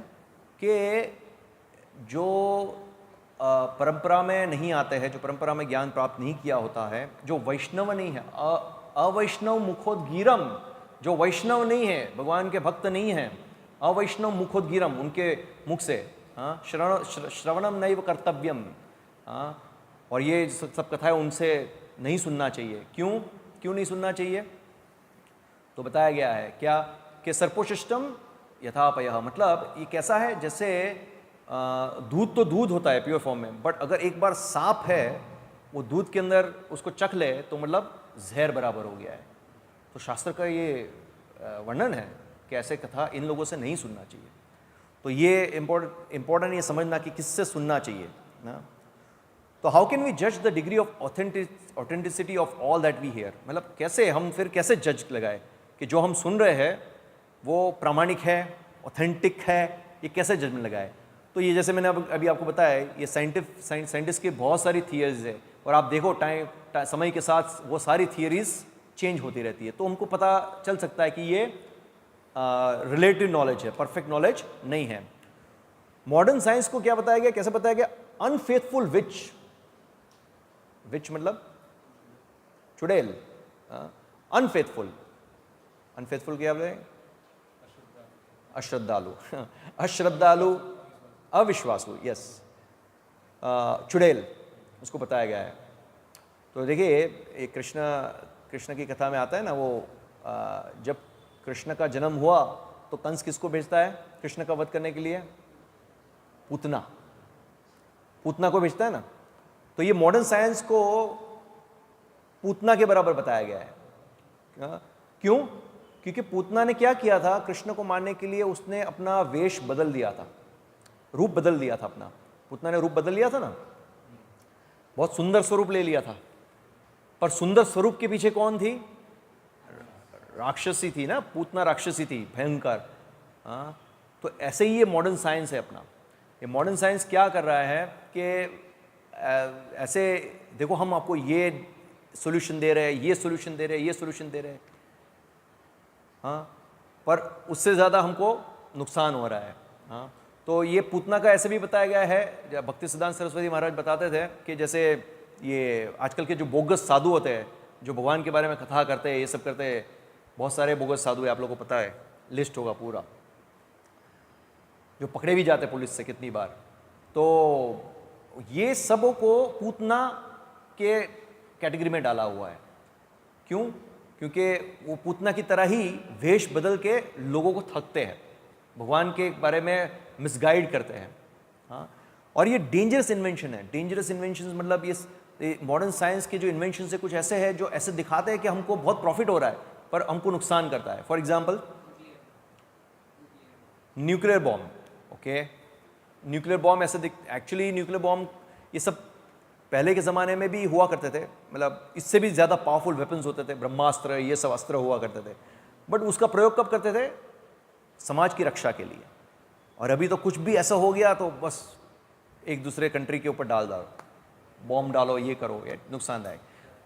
इसके अलावा मैं कुछ ऐसे एग्जाम्पल्स बताना चाह रहा हूँ, जैसे फॉर एग्ज़ाम्पल ये लोग रिसर्च करते हैं, जैसे कि काऊ है, गाय है, तो गाय का दूध है, उसमें उसका ईल्ड बढ़ाने के लिए, मतलब उसकी जो दूध की क्वांटिटी है वो बढ़ाने के लिए उन लोगों ने कुछ ऐसे कुछ कैटल फीड बनाया। स्पेशल कैटल फीड मतलब जो कैटल्स को हम लोग खाने के लिए देते हैं, स्पेशल कैटल फीड ऐसे करें। और उससे क्या हुआ कि दूध का क्वांटिटी बढ़ने लगा। तो सभी लोग खुश हो गए, यार साइंस तो कितनी प्रगति कर रहा है, एडवांसमेंट है। बस थोड़ा समय बाद पता चला कि लोगों को दूध पीने से रोग शुरू हो गया, एक प्रकार का रोग शुरू हो गया। और फिर उन्होंने पता लगाया कि एक्चुअली जो कैटल फीड था वो किससे बना था, तो यही जो पशु प्राणी है उसके मांस और उसकी हड्डियाँ और ये सब को क्रश करके पाउडर फॉर्म में बनाया था और वो उसको खिला रहे थे। अब सोचो, जो नेचुरली घास खाने वाला प्राणी है गाय, उसको आप ये सब चीज़ खिलाओगे आपका ईल्ड बढ़ाने के लिए, उसका रिजल्ट क्या होगा? Disastrous result, dangerous invention. बताया ना, यूरोप में एक बार ऐसा हुआ था। यूरोप के अंदर इन लोगों ने क्या किया कि गाय का वो जो मांस होता है ना, वहाँ पे बीफ ईटर्स होते हैं, गाय का मांस को खाते हैं, तो उसको बीफ ईटर्स बोलते हैं। तो मांस की क्वांटिटी बढ़ाने के लिए उन लोगों ने स्पेशल कुछ इंजेक्शंस वगैरह बनाए थे। वो इंजेक्शंस उसको देते थे ताकि उसका ये मांस और ये सब बढ़ जाए। तो लोग तो स्लॉटर हाउस वाले खुश हो गए, कसाई खाने वाले, कि चलो हमारा तो बिज़नेस बढ़ जाएगा, हमको लार्ज क्वांटिटी में मांस मिलेगा और बिकेगा और अच्छा पैसा बनाएंगे। तो ये सब शुरू किया। तो ये खाने से जो लोग ये खा रहे थे उनको ऐसा बीमारी हुई कि ब्रेन के अंदर होल्स होना शुरू हो गए, होल्स। हाँ, और ये डिज़ीज़ को उन्होंने नाम दिया मैड काऊ डिज़ीज़। क्या दिया? मैड काऊ डिज़ीज़। जब लेटर ऑन जब पता चला लोगों को कि एक्चुअली ये इन लोगों ने किया है कि गाय का मांस की क्वांटिटी बढ़ाने के लिए उन लोगों ने ऐसे स्पेशल इंजेक्शंस बनाए और उसको गाय को देते गए ताकि उसका मांस का क्वांटिटी बढ़े, तो लोग इतने गुस्से हो गए क्योंकि रोग इतना फैल रहा था। तो लोगों ने बोला ये डिज़ीज़ का नाम मैड काऊ डिज़ीज़ नहीं होना चाहिए, इसका डिज़ीज़ होना चाहिए मैड मैन डिज़ीज़, क्योंकि ये मैड लोगों ने ये किया है इस प्रकार से। तो इस प्रकार के डेंजरस इन्वेंशंस हैं जो हार्मफुल है। अभी हम देखेंगे कि हम जिस तरह से शास्त्र के बारे में बोल रहे थे, तो शास्त्र में ऐसा नहीं है कि सिर्फ भगवान के बारे में, भगवान से संबंधित सब कुछ, इवन ये भौतिक जीवन के अंदर हम डे टू डे लाइफ में जो कुछ डीलिंग करते हैं उसके बहुत सारे डिस्क्रिप्शंस शास्त्र में वर्णन है। जैसे हम कुछ एग्जांपल देंगे। अभी ये मैंने 2 कॉलम में डिवाइड किया है, एक मॉडर्न वे और एक वैदिक वे, 2 कॉलम में कुछ एग्जांपल्स है। जैसे एक जगह पे पानी खत्म हो गया है, पानी का अभाव है एक जगह पे, तो साइंटिस्ट लोग क्या सोचेंगे बुद्धि से? ओके, हमारा बुद्धि हम लगाएंगे, यहाँ पे पानी खत्म है, वहाँ पे पानी है, तो हम कैनाल कंस्ट्रक्ट करेंगे, वहाँ से पानी खींच के यहाँ लेके आएंगे। हाँ, पर वो जहाँ से आप पानी ला रहे हो वही सूख गया और बारिश नहीं हो रही है, तो आप क्या करोगे? क्या फ़ायदा कैनाल में पानी सूख गया तो क्या करोगे? जो सोर्स से आप पानी ला रहे हो वो सूख गया तो आप क्या करोगे? फिर हम बहुत दूर से खींच के लाएंगे। ये सोल्यूशन है? ये सोल्यूशन नहीं है। शास्त्र में इसका दिया गया है, शास्त्र में दिया गया क्या? अगर आपको पानी चाहिए तो कैसे आएगा? बारिश के माध्यम से। और बारिश कैसे आएगी? यज्ञ के माध्यम से। ये सब विधि दी गई है। हाँ, तो ये विधि का पालन करेंगे तो सब कुछ आएगा। हाँ, सिंपल। दूसरा, फैक्ट्री। तो आजकल मतलब उद्योगीकरण का बहुत चल रहा है। आप देखो, मैं अभी कुछ सालों में देख रहा हूँ कि मोदी जी के राज्य में बहुत सारी एग्रीकल्चरल लैंड को नॉन एग्रीकल्चरल लैंड में कन्वर्ट की गई है, बहुत सारी। आपको पता है ना, नॉन एग्रीकल्चर लैंड्स ऐसे होती है, कुछ लैंड्स एग्रीकल्चर के लिए है और नॉन एग्रीकल्चर लैंड में कुछ कंस्ट्रक्शन ये सब कर सकते हो। तो A to NA A to NA में कन्वर्ट की गई है बहुत सारी लैंड्स। जैसे कहीं कहीं हम जाते हैं रास्ते में तो हमको पता था कि ये रास्ते में पूरे खेत हुआ करते थे, अब तो वो खेत गायब है वहाँ पे सब कंस्ट्रक्शन हो गया, ये सब हो गया। तो आप यही सब चीज़ करते रहोगे, फैक्ट्री इंडस्ट्रियलाइजेशन ये सब करते रहोगे, तो अल्टीमेटली आदमी को क्या चाहिए? खाना चाहिए ना जीने के लिए। फैक्ट्री में जो नट बोल्ट्स है वो तो खाओगे नहीं, सॉफ्टवेयर चिप्स नहीं खाओगे, पोटैटो चिप्स चलेगा, सॉफ्टवेयर चिप्स नहीं चलेगा, राइट? उससे पेट नहीं भरेगा, राइट? तो ये क्या है? वैदिक तरीका दिखाया गया है कि आप सिंपल जीवन जी सकते हो, गाय पशुपालन करके, फार्मिंग करके सब, पर हम उल्टी दिशा में जा रहे हैं, ये सोच के एडवांसमेंट है। दूसरा मॉडर्न वे क्या है? Women freedom, independence of women. अब शास्त्र में क्या है? लोग ऐसा बोलते हैं शास्त्र मतलब क्या, ये स्त्रियों को दबाना, स्त्रियों को गुलाम बनाना। नहीं, शास्त्र में ये नहीं है। अभी जैसे छोटे बच्चे को क्या करते हैं? हम टोकते हैं ना कि भाई ये नहीं करो, वो नहीं करो। क्यों? क्योंकि हमको पता है कि इसको पता नहीं है क्या करना चाहिए, क्या नहीं करना चाहिए, उसको प्रोटेक्शन देना है। तो प्रोटेक्शन देना है मतलब उसको सीख देनी है। इसी प्रकार से शास्त्र में दिया है कि स्त्री जो है उसको प्रोटेक्शन देना चाहिए, स्त्रियों का प्रोटेक्शन करना चाहिए। इसलिए शास्त्र में वर्णन है कि जब लड़की छोटी होती है तो पिता के संरक्षण में होती है, फिर बड़ी होती है, शादी होती है तो पति के संरक्षण में होती है, और जब पति नहीं रहता है तो उसके पुत्र के संरक्षण में होती है। बट थ्रू आउट लाइफ स्त्री है वो पुरुष के संरक्षण में होती है। ये शास्त्र का विधि है। क्यों? उसको प्रोटेक्शन देना है, ये है। उसका शोषण करना नहीं है, उसको प्रोटेक्शन देना है। ये शास्त्र का मत है। और अभी ये जो मॉडर्न एजुकेशन है उससे स्त्रियों को क्या लगता है कि ये पुरुष जो हमको है वो स्लेव बनाना चाहते हैं। तो वुमेन फ्रीडम, स्त्रियों का फ्रीडम होना चाहिए, इंडिपेंडेंस होना चाहिए। तो क्या हो गया है? अभी स्त्री पुरुष के बराबर होना है, तो साथ में नौकरी करना है, एजुकेशन लेना है। स्त्री भी आर्मी में भर्ती होने लगे, पता है? सोचो, स्त्री आर्मी में हो, वहाँ प्रेग्नेंट होगी, क्या लड़ाई करेगी वो। मतलब ये सब स्त्री के लिए नहीं। स्त्री का मतलब क्या है? शास्त्र में बताया स्त्री मतलब एक गृहिणी होना, अच्छी गृहिणी बनना। मतलब उसको अपना घर संसार कैसे चलाना है, परिवार का कैसे ख्याल रखना है, कुकिंग करना, ये सब एक अच्छी गृहिणी बनना, ये शास्त्र का मत है। पर होता क्या है? जॉब करना साथ में। अभी जॉब करते हैं तो जो स्त्री नौकरी करती है वो जितना समय अपने पति के साथ गुजारती है उससे ज़्यादा समय तो पराये पुरुष के साथ गुजारती है। आप समझ रहे हो? तो होता क्या है कि फिर ये सब चीज़ें होती है, फिर धीरे धीरे धीरे एक्स्ट्रा मैरिटल अफेयर्स होना शुरू होता है, फिर डिवोर्स होना शुरू होता है, ये सब चीज़ शुरू हो जाती है। तो मतलब ये दिशा देखो मॉडर्न वे के कंसेप्ट में, और हमारा वैदिक वे कितना परफेक्ट था, क्योंकि ये सब चीज़ें भगवान ने बताई है कि इस प्रकार से जीवन जीना है। भगवान बता रहे हैं शास्त्र के माध्यम से, राइट? को एजुकेशन, मॉडर्न वर्ल्ड में को एजुकेशन, लड़की लड़का साथ में पढ़ाई करना, ये सब। और गुरुकुल, जिसमें लड़कियों को घर पे शिक्षण दिया जाता था माता पिता के द्वारा, और जो लड़के थे उनको गुरुकुल में ट्रेनिंग के लिए भेजा जाता था। 25 साल की उम्र तक ट्रेनिंग होती थी, ब्रह्मचार्य का पालन होता था।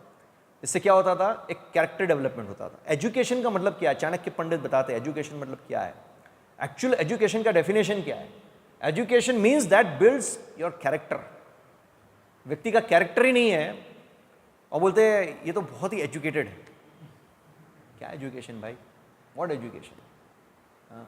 हमको सुनने मिलता है कि बड़े बड़े पीएचडी बीएचडी हो गए हैं, वो सब लोग ये सेक्सुअल केसेस में और रेप केसेस में सब पकड़े जाते हैं।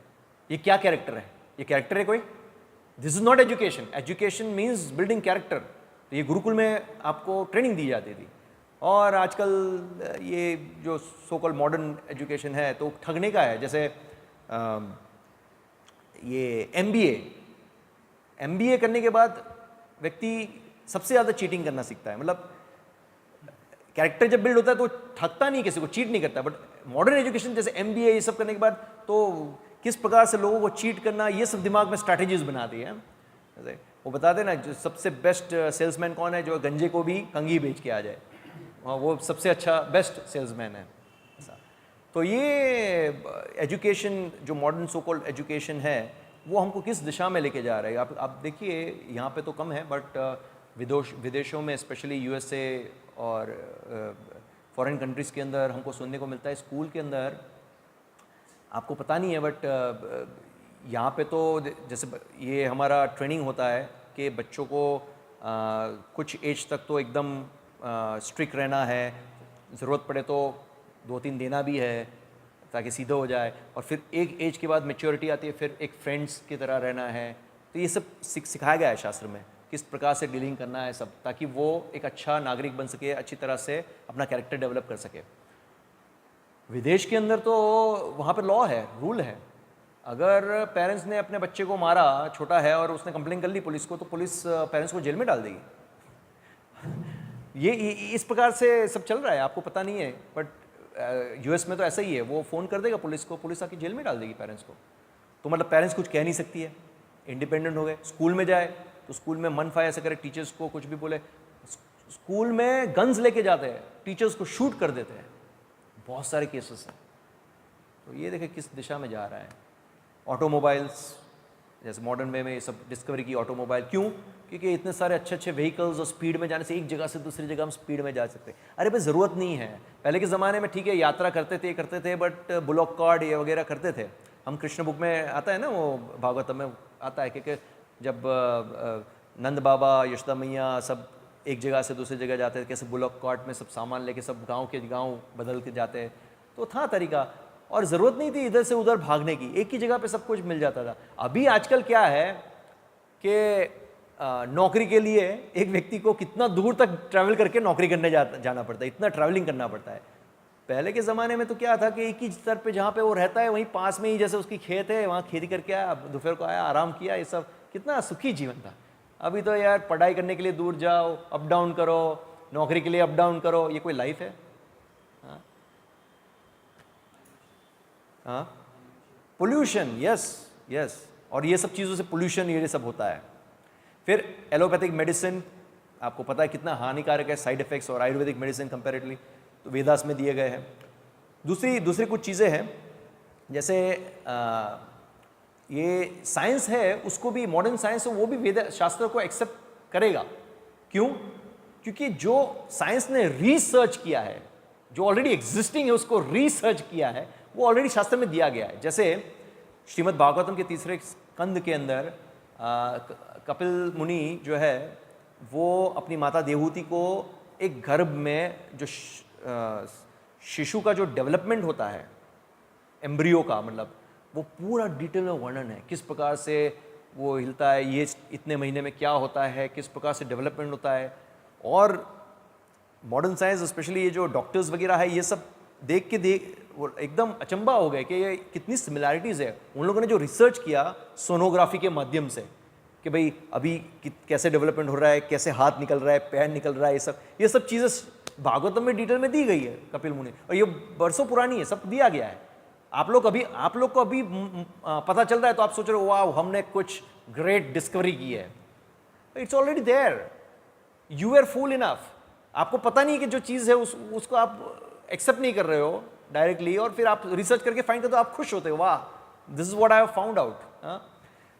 और बहुत सारी चीज़ें हैं, जैसे कि जो स्टरिलाइजेशन है ना, स्टरिलाइजेशन प्रोसेस पता है आपको, पानी को एकदम हीट करते हैं ये सब। तो स्टरिलाइजेशन का कंसेप्ट क्या है?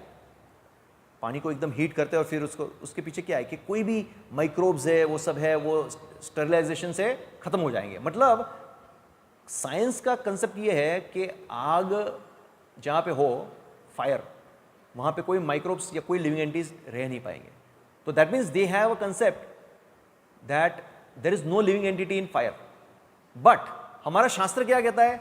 Living entity is there in everywhere. आप कहीं पे भी जाओ, लिविंग एंटिटी। ये लोग रिसर्च कर रहे हैं यार, वहाँ जाने का प्रयास कर रहे हैं, मार्स, जुपिटर और ये सब के, वहाँ पे भी लाइफ है कि नहीं। अरे भाई कोई ज़रूरत नहीं जाने की, शास्त्र में वर्णन है, सभी जगह पे लाइफ है। In every planet there is life, everywhere. Even sun planet में, जो सन प्लैनेट है ना सूर्यदेव का, वहाँ पे भी लाइफ है, वहाँ पे भी लोग रहते हैं। तो ये उनका कंसेप्ट है। तो अभी क्या हुआ कि रिसेंट थोड़े समय पहले इन लोगों ने रिसर्च किया और उनको पता चला कि फायर के अंदर भी there are certain bacterias, they don't die because they are known as fire bacterias. मतलब वो फायर में रहने के आदी है, उनको फायर में डेथ नहीं होती है, they are known as fire bacterias. तो देखो लाइफ है ना, पर ये लोग रिसर्च करते तब फाइंड करते ओ ऐसा है, बट ऑलरेडी शास्त्र में दिया गया है, इट्स देयर। हाँ, तो ये सब चीज़ें हैं। आप कोई भी ग्रह में जाओ, लाइफ है, पानी में है ना। आप देख लो, अभी देखो ये पृथ्वी लोक के अंदर आप देख लो, जो लोग लेट आ रहे हैं, हरे कृष्णा, बहुत लेट आ रहे हो, टाइम पे आना रखो। अब देख लो पृथ्वी लोक के ऊपर, जमीन पे हम लोग रहते हैं, हाँ, हवा में भी है लिविंग एंटिटीज, राइट, पानी के अंदर है, तो यहाँ पे ग्रह के अंदर भी हम सब जगह देख रहे हैं, तो डेफिनेटली दूसरे ग्रहों में भी तो लाइफ है। You don't have to do research for it. फिर काउडंग इज प्योर, शास्त्र में दिया गया है कि काउडंग है, मतलब और ये गोमूत्र है, ये सब प्योरीफाई करने के लिए यूज़ किए थे। अभी रिसर्च करके उनको पता चला कि उसके अंदर एंटीसेप्टिक प्रॉपर्टीज़ है और ये सब चीज़ें हैं, तो ये सब चीज़ें शास्त्र में ऑलरेडी दी गई है। Plants have life. अभी मतलब जब जगदीश चंद्र बोस ने वो एक्सपेरिमेंट किया, वो लाइट वाला, प्लांट को एक जगह रखा और लाइट को ऐसे किया, तो देखा कि प्लांट लाइट की तरफ मूव कर रहा है, तब उसको पता चला कि प्लांट हैव लाइफ। तो ये रिसर्च करके उनको ऐसा पता चला, तब तक के लिए तो उनको मानने को तैयार नहीं थे। हाँ, ये कैसी बात है मैं आपको बताता हूँ। जैसे जैसे आपने बताया ना, ये बैक्टीरिया का या माइक्रोब्स का, छोटे छोटे माइक्रोब्स का, तो अभी जब साइंटिस्ट लोग ने माइक्रोस्कोप डिस्कवर किया पहले, और फिर उसके अंदर झांक के देखा, तो उनको दिखा कि बैक्टीरिया और माइक्रोब्स हैं अंदर, और फिर उन्होंने बोला कि एक थियरी लिख दी कि there are microbes in this, there are bacterias in this, ऐसा करके थियरी बना दी। और तब से फिर साइंस का नाम हो गया कि देखो ये डॉक्टर ने या ये रिसर्चर ने ये फाइंड आउट किया, ये सब किया, और उसका नोबेल प्राइज़ मिल गया, ये सब। अरे भाई, मैं ये बोल रहा हूँ कि जब माइक्रोस्कोप नहीं था, तो क्या उससे पहले वो माइक्रोब्स और बैक्टीरिया नहीं थे? जस्ट बिकॉज आपने माइक्रोस्कोप बाद में डिस्कवर किया और आपने देखा और आपको दिखा और आपने अनाउंस किया, तो वो है। पर क्योंकि आपको पहले दिखता नहीं था, पर क्या वो एग्जिस्ट नहीं करता था ना? था कि नहीं? तो ये इस प्रकार से चीज़ें हैं, ऑलरेडी एग्जिस्टिंग है, बट हमको पता नहीं, बस शास्त्र में इसका वर्णन है। और कुछ वैदिक प्रेडिक्शंस हैं जो शास्त्र में दिया गया है। जैसे आप लोगों को पता है कि भगवान बुद्ध आ चुके हैं, तो देखिए श्रीमद् भागवतम के पहले स्कंद के 3 चैप्टर के 24वें श्लोक में बुद्ध भगवान के बारे में बताया है कि उनका कहाँ पे जन्म होगा, गांव का नाम क्या होगा, पिता का नाम क्या होगा, ये सब चीज़ें। चाणक्य पंडित के बारे में भविष्यवाणी की गई है। चैतन्य महाप्रभु, स्वयं चैतन्य महाप्रभु जो भगवान श्री कृष्ण हैं, उनके बारे में भविष्यवाणी की गई महाभारत में और भागवतम में, सब जगह पे। चंद्रगुप्त, आपको पता है ना ये सब चीज़ें इतिहास में, अशोका द ग्रेट, ये सब चीज़ें के बारे में वर्णन है। जीसस क्राइस्ट, प्रॉफिट मोहम्मद, इनके बारे में भविष्य पुराण में, अथर्ववेद और ये सब चीज़ें में मैंने कोट्स वहाँ पे दिए गए। ये सब चीज़ें हैं शास्त्र में। तो मतलब जो प्रेडिक्शन किए थे वो अभी सही हो रहा है ना, तो that means it's perfect, right. और कुछ चीज़ें हैं श्रीमद् भागवतम के 12वें स्कंद के अंदर, बहुत सारी चीज़ें बताई गई है स्पेसिफिकली कलयुग के लिए, और वो सब प्रेडिक्शंस अभी आप देख सकते हो। नंबर 1 क्या है? खाने की बिक्री होगी। अब देखो, पहले के ज़माने में खाना जो है वो बेचा नहीं जाता था। अभी तो खाना छोड़ो, पानी की भी बिक्री हो रही है। पानी बेचते हैं ना, बॉटल, बिस्लरी बॉटल आप खरीदते हो।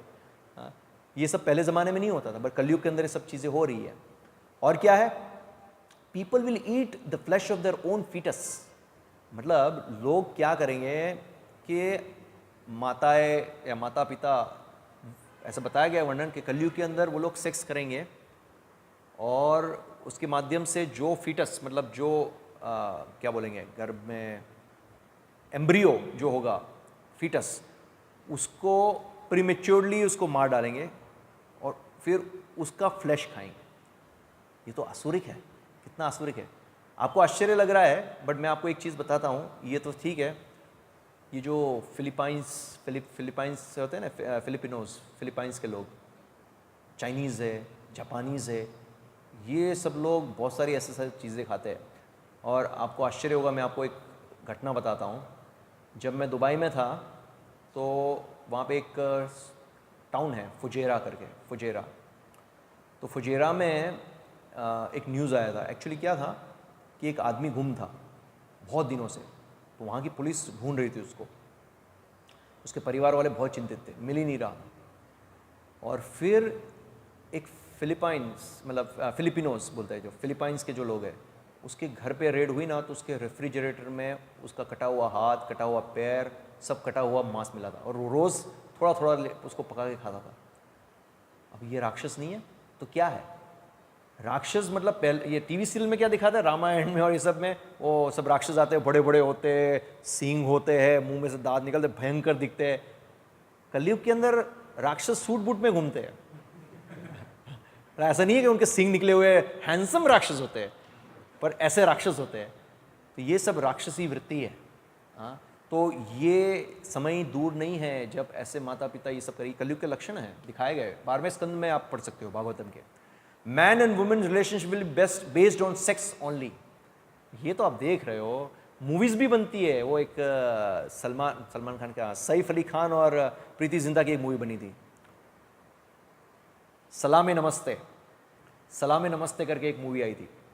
उसके अंदर ये बताते हैं मतलब कैसे लिविंग रिलेशनशिप, शादी करने की ज़रूरत नहीं है भाई। शादी करके डिवोर्स करो और ये सब हेडेक लेने का, इससे अच्छा आप दोनों साथ में रहो, एंजॉय, हैव सेक्स, और फिर you are bored with each other, okay you select another partner, I will select another partner. This is type of life. और ये सब अभी कलयुग में हो रहा है। माइट विल बी राइट, जिसके पास ज़्यादा शक्ति है वही सही है ना। ऐसे चीज़ें देख सकते हैं, जिसके पास पावर है वो बोलेगा वही सही है। ऐसा तो कलयुग के लक्षण है, ये गलत है। लवणम केशधरणम, लड़के लड़कियों की तरह बाल रखेंगे बड़े बड़े। आपने देखा होगा कहीं लड़के रखते हैं ना, बड़े बड़े बाल रखते हैं यार, उनको बाल बड़े रख के फिर चोटी बांधने का अच्छा लगता है। हम लोग भी करते हैं, हम शिखा रखते हैं, बट वो वैदिक है। पर ये ऐसे स्टाइलिश बाल रख के फिर ऐसे चोटी रखना, ये सब ये कलयुग के लक्षण है। तो ये शास्त्र में वर्णन है, 12th कैंटो में बताया गया। तो आप देख सकते हो ये सब चीज़ें सही हो रही है। हाँ, ये जो प्रेडिक्शन शास्त्र में दी गए हैं। वो एक वीडियो है, महाप्रभु ने बताया था, अब याद है मनन, वो एक लड़का ऐसे चल रहा है, पीछे से ऐसे लग रहा है कि स्कर्ट पे ना लड़की है, बाल बड़े बड़े हैं, और वो ऐसे जैसे घूमता है, वो मूछे वगैरह है। तो ये कलयुग के लक्षण है। A Brahmin will be known simply by thread he wears. Brahmin, कोई क्या बोलेगा, ए मैं भी ब्राह्मण हूँ, देख मैं जनेऊ पहन रहा हूँ, सिर्फ वो दोरी धागा पहनेगा, बोलेगा मैं ब्राह्मण हूँ। अब ब्राह्मण के तो गुण बताए गए हैं शास्त्र में। अरे ब्राह्मण के गुण है, मेरा एक मित्र है, वो जन्म से ब्राह्मण है, थ्रेड बेल्ट सब पहनता है, आमलेट की लारी पे जाके रोज इंडा खाता है, रोज आमलेट खाता है, और कुछ बात नहीं बोलता, देखो मैं ब्राह्मण हूँ। अरे काहे का ब्राह्मण भाई, तेरे अंदर ब्राह्मण के लक्षण हैं, सिर्फ दोरी से ब्राह्मण थोड़ी हो जाता है। वो 2 पैसे का दोरी लगा दिया, बोलते मैं ब्राह्मण हूँ। ब्राह्मण बनना, वैष्णव बनना, मतलब ये सब गुण अर्जित करने पड़ेंगे। हमारे अंदर गुण नहीं है और हम बोलेंगे मैं ब्राह्मण हूँ, मैं वैष्णव हूँ, नहीं चलेगा। और क्या है, तो ओरिजिन ऑफ वेदास, अभी हम वो पॉइंट पे आए जो स्टार्टिंग में हमने बोला था कि समय कितना हो गया, कोई बात, 5-10 मिनट में कंप्लीट करता हूँ मैं। वेदास बोलते हैं ना कि मैन मेड है और मनुष्य ने लिखा है ये सब। तो वेदास या शास्त्र को क्या बताया गया, अपौरुषीय, अपौरुषीय बताया गया। अपौरुषीय मतलब वो मैन मेड नहीं है।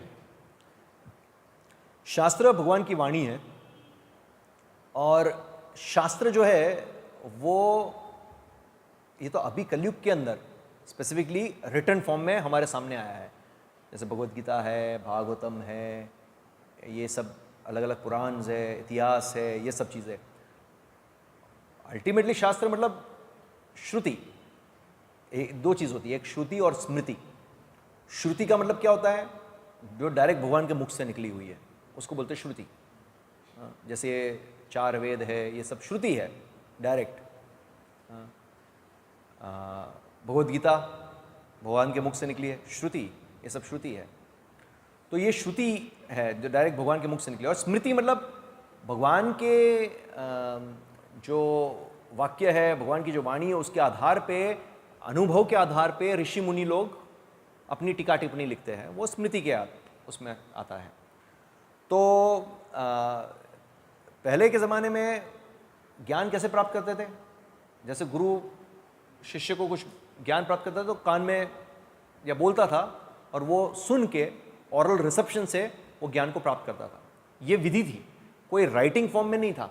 राइटिंग फॉर्म अभी आया, पहले इतने पावरफुल होते थे कि गुरु अपने शिष्य को कोई चीज़ बोले और वो सुन के सीख लेता था, इतने सारे मंत्र और इतने सारे सब कुछ। हाँ, कोई भी कुछ सिखाए, जैसे ऐसे बोले देहिनोऽस्मिन् यथा देहे कौमारं यौवनं जरा, ऐसा बोले तो वो शिष्य ने सुन लिया, ओके तुरंत रिपीट करेगा। अभी बोलो तो बोलेगा देहिनोऽस्मिन् यथा देहे कौमारं यौवनं जरा, फिट हो गया।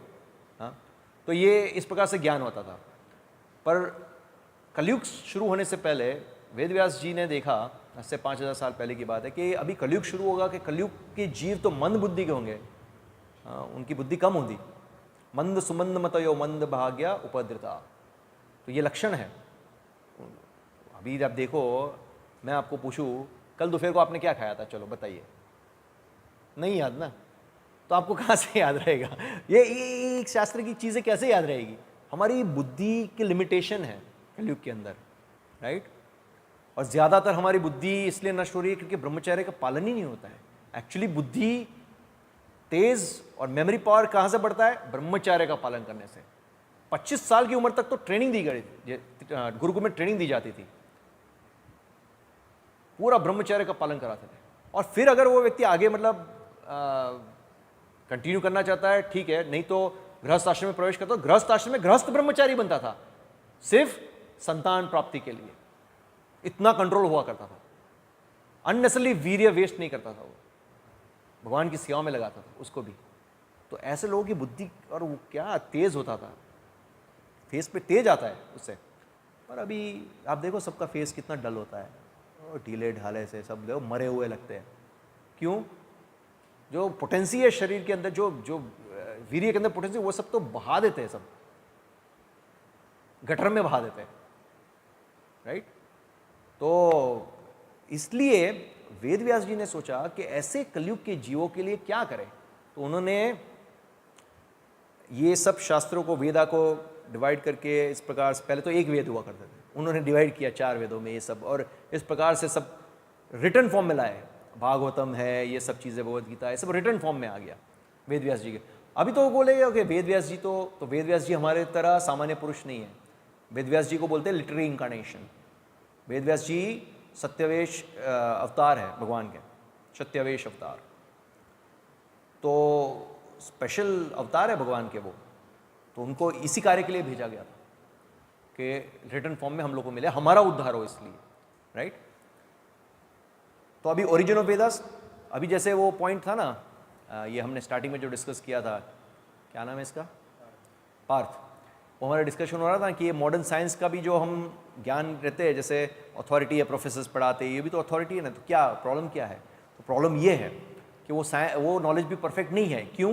क्योंकि वो परंपरा में ज्ञान नहीं आता है। जैसे ये पूरा परंपरा की सीरीज दी गई है, कृष्ण ने ज्ञान ब्रह्मा जी को दिया, ब्रह्मा जी ने नारद जी को, नारद जी ने उनके शिष्य वेद व्यास जी को, वेद व्यास जी ने उनके शिष्य, इस प्रकार से चैतन्य महाप्रभु, भगवान चैतन्य महाप्रभु तक आया, फिर ऐसे उनके शिष्य करते करते करते करते आता गया भक्ति विनोद ठाकुर, गौर किशोरदास बाबा जी महाराज, भक्ति सिद्धांत सरस्वती महाराज, शिला AC भक्तिवेदांत स्वामी, शिला प्रभुपाद, और इस प्रकार से उनके शिष्य से हम लोग उनके शिष्य है, ऐसे, और हम आपको ज्ञान दे रहे हैं। तो ये परंपरा में पूरा ज्ञान आ रहा है, तो ये प्रमाणिक है। क्योंकि पद्म पुराण के अंदर वर्णन है कि 4 परंपरा है, उसमें ये ज्ञान लिया जाता है। तो ये 4 परंपरा जो उसमें जो ज्ञान आता है वो बोनाफाइड है, राइट। सो क्या पर्पस है studying the Vedas? They are not meant for casual study like novel or for idle armchair speculation. जैसे ये कुछ नोवेल वोवेल पढ़ते हैं ना, इस तरह से पढ़ाई के लिए ये नहीं है, इसका पर्पस नहीं है। Their injunctions are meant to be heard and practise in our daily lifes so as to save ourselves from the continuous onslaught of material miseries and to achieve the eternal world। तो देखिए ये जो modern science है उसका जो knowledge है वो क्या क्या क्या क्या करने को प्रयास कर रही है? हमारा जो भौतिक दुख है उसको टू एन एक्सटेंट कम करने का प्रयास कर रही है।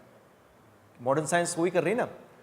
जैसे गर्मी बहुत लग रही है तो AC डिस्कवर कर लिया, पंखा डिस्कवर कर लिया, तो क्या कर रही है? हमारी जो भौतिक सफरिंग है या वो दुख आ रहा है उसको टू द एक्सटेंट कम करने का प्रयास कर रही है मॉडर्न साइंस ये वगैरह। तो ये शारीरिक स्तर पे हमको मदद करने का प्रयास कर रही है, वो भी संपूर्ण तरीके से नहीं कर पा रही है। हालांकि शास्त्र हमको क्या कर रहा है, हमको जन्म मृत्यु के चक्कर से बाहर निकलने का ही वो परमानेंट सॉल्यूशन दे रहा है कि भाई जब तक आप जितनी बार आप ये शरीर धारण करोगे, शरीर दुख का कारण है, जितनी बार आप जन्म लोगे दुख का कारण है, जितनी बार आपको मृत्यु होगी दुख का कारण है, जितनी बार आप शरीर लोगे उतनी बार आपको बूढ़ा होना पड़ेगा, वो भी दुख का कारण है, उतनी बार आपको रोग होगा, वो भी दुख का कारण है। तो परमानेंट सॉल्यूशन क्या है कि कैसे ये जन्म मृत्यु जरा व्याधि के चक्र में से बाहर निकले। तो वो कैसे निकलेंगे? तो भगवान को जानने से। भगवान को जानेंगे तो भगवान की वाणी को जानना, शास्त्र को जानना। तो ये पूरा एक सिस्टम है, राइट। तो वेदास क्या है? It's a manual for life. जैसे कोई भी चीज़ हो उसके साथ मैनुअल आती है ना कि इसको कैसे यूज़ करना है, ये सब। तो ऐसे हमारा जीवन जो है, मनुष्य जीवन, उसके लिए मैनुअल है कि किस प्रकार से हमें अपना जीवन जीना चाहिए। So Vedas are are real mother. शास्त्र जो है वो हमारे माता बराबर है। So how do you know who is your father? Father मतलब पिता बराबर कौन है? भगवान। तो भगवान के बारे में जानना है तो शास्त्र के माध्यम से जान सकते हैं। सो अभी हम लोग अगर कन्विंस हो गए हैं कि ओके शास्त्र परफेक्ट है, ये सब चीज़ शब्द प्रमाण बेस्ट है, ये सब है, तो अभी शास्त्र के बारे में जानना है। तो कैसे जानेंगे? क्या हम अपने आप पढ़ाई करके जान लेंगे कि हमें गुरु की आवश्यकता होती है?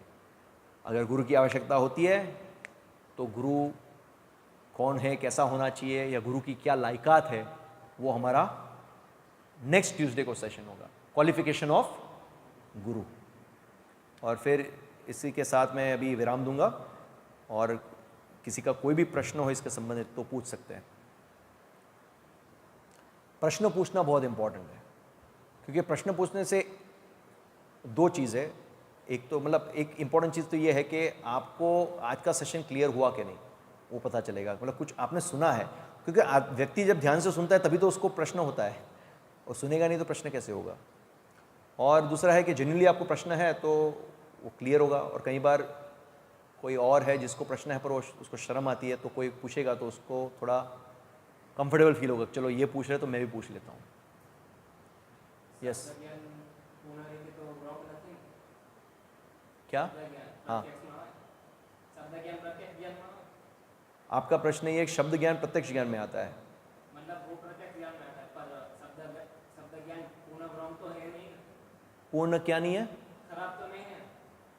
नहीं, शब्द ज्ञान को खराब हम कहाँ बोल रहे हैं? शब्द ज्ञान को तो हम उदाहरण दिया कि साइंस शब्द ज्ञान में आता है, जो हमने ये बोला कि जैसे मैं समझा रहा था कि शब्द जो है, शब्द ज्ञान मतलब शब्द जो प्रोसेस है, वो प्रोसेस क्या है? Hearing from authority. अथॉरिटी से सुनना। तो मैंने एग्जाम्पल दिया आपको, जैसे हम लोग कॉलेज में हैं, स्कूल में हैं, तो हम लोग क्या करते हैं? तो प्रोफेसर से सुनते, टीचर से सुनते, वो भी अथॉरिटी है। फिर अभी लास्ट में जो पार्थ का प्रश्न था उसको क्लियर किया मैंने कि वो ज्ञान भले हम अथॉरिटी से सुनते हैं, बट वो बोनाफाइड अथॉरिटी नहीं है। हमको सुनना बोनाफाइड अथॉरिटी से। अब बोनाफाइड अथॉरिटी का डेफिनेशन क्या है? बोनाफाइड अथॉरिटी का डेफिनेशन ये है कि वो ज्ञान जब डायरेक्टली भगवान से लेते आ रहे हैं, कृष्ण से, जैसे अभी बताया ना परंपरा, कृष्ण, ब्रह्मा, नारद, व्यास, ऐसे करके परंपरा में, या शास्त्र के माध्यम से जो ज्ञान ले रहे हैं, तो वो डायरेक्ट क्योंकि भगवान कृष्ण से आ रहा है। और वो ज्ञान क्यों परफेक्ट है? क्योंकि हमने जो प्रत्यक्ष प्रमाण के अंदर 4 त्रुटियां बताई थी, वो 4 त्रुटियां से मुक्त है ना भगवान वो 4 त्रुटियां से मुक्त है। तो जो वो 4 त्रुटियां से मुक्त है, डिफेक्ट से मुक्त है, वो ज्ञान हमको परफेक्ट देगा। और जो ये 4 डिफेक्ट्स है, इम्परफेक्ट सेंसेस, और क्या था? To be illusion, cheating propensity, और टू कमिट मिस्टेक। ये 4 चीजें हैं। ये 4 चीजें जिसके अंदर होंगी, वो चाहते हुए भी ज्ञान परफेक्ट नहीं दे पाएगा, और ये या वो खुद भी चाहते हुए भी ज्ञान परफेक्ट ग्रहण नहीं कर पाएगा। पर अगर भगवान से वो ज्ञान आ रहा है डायरेक्ट, जो सोर्स है, और वो 4 त्रुटियों से परे है, तो वो परफेक्ट ज्ञान हमको मिलेगा।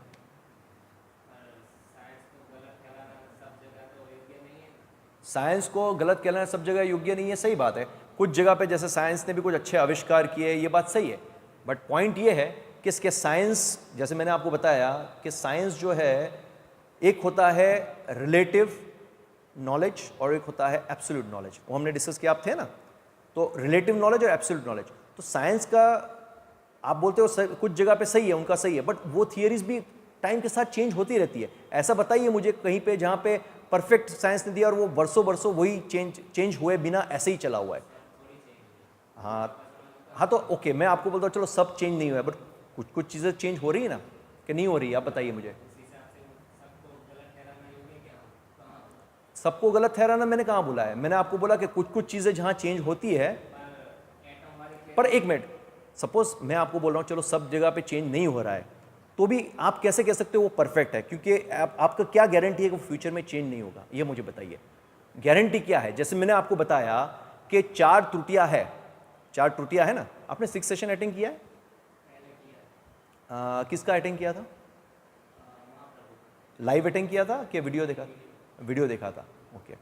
तो 6 सेशन के अंदर इसमें डिटेल में आता है, एक्चुअली है ना, मैंने ये ऊपर ऊपर से कवर किया है, पर इसके अंदर डिटेल में आता है, ये जो 4 त्रुटियां है ना उसके बारे में डिटेल में आता है। तो ये जो 4 त्रुटियां है ना, जिसके पास भी होगी ना, तो वो परफेक्ट नहीं हो सकता है।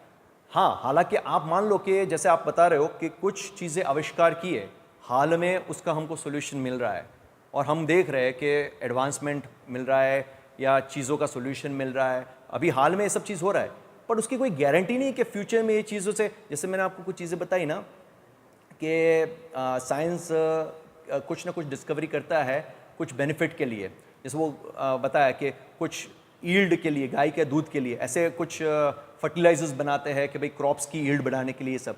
तो उस समय पे ऐसा लगता है कि देखो क्रॉप की ईल्ड कितनी सुपर दे रही है, पर उसका जो साइड इफेक्ट है, जो डिसएडवांटेज है, उसमें समय लगता है ना बाहर आने में।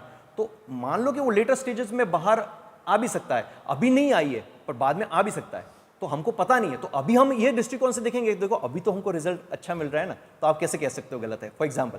तो यस, आप ये दृष्टिकोण से भी बोल सकते हो, बट फ्यूचर में कोई गारंटी नहीं है कि उसका साइड इफेक्ट नहीं आएगा, साइड इफेक्ट आ भी सकता है, राइट। तो इस दृष्टिकोण से हम ये एक जनरल प्रिंसिपल ड्रॉ कर सकते हैं ये जानने के बाद कि जो व्यक्ति के पास ये 4 कमियां हैं, मतलब ये टू कमिट मिस्टेक और ये सब, और साइंस की जो ज्ञान प्राप्त करने की जो प्रोसेस है वो है प्रत्यक्ष प्रमाण और अनुमान प्रमाण के माध्यम पे। और प्रत्यक्ष प्रमाण में 4 त्रुटियां, और अनुमान प्रमाण स्पेकुलेशन के ऊपर है। तो हमने देखा ना वो अग्नि वाला उदाहरण कि धुआं उठ रहा है, तो उसमें देखो वो अनुमान लगाता है, और बिकॉज उसने धुआं देखा है प्रत्यक्ष आंखों से, तो वो अनुमान पे आता है, प्रत्यक्ष के बेस पे अनुमान पे आता है कि भाई ये हो सकता है। बट बाद में उसको पता चलता है कि नहीं वो नहीं है, क्यों? क्योंकि वो व्यक्ति जो वहाँ देख के आया वो परफेक्ट नॉलेज उसको दे रहा है।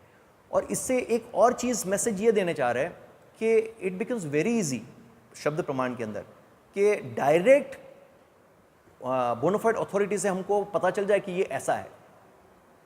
जैसे फॉर एग्जांपल मैंने बताया ये मोबाइल है, अभी मोबाइल के बारे में मैं जानता हूँ कि इसमें क्या है, आपसे ज़्यादा जानता हूँ, तो आप इसके बोलेंगे आप मुझे दे दीजिए, मैं रिसर्च करूँगा। आप रिसर्च करोगे, कितना टाइम वेस्ट करोगे, ये सब करोगे, अल्टीमेटली मेरे से जान लो कि ऐसा है, तो फाइनल, खत्म हो गया बात। और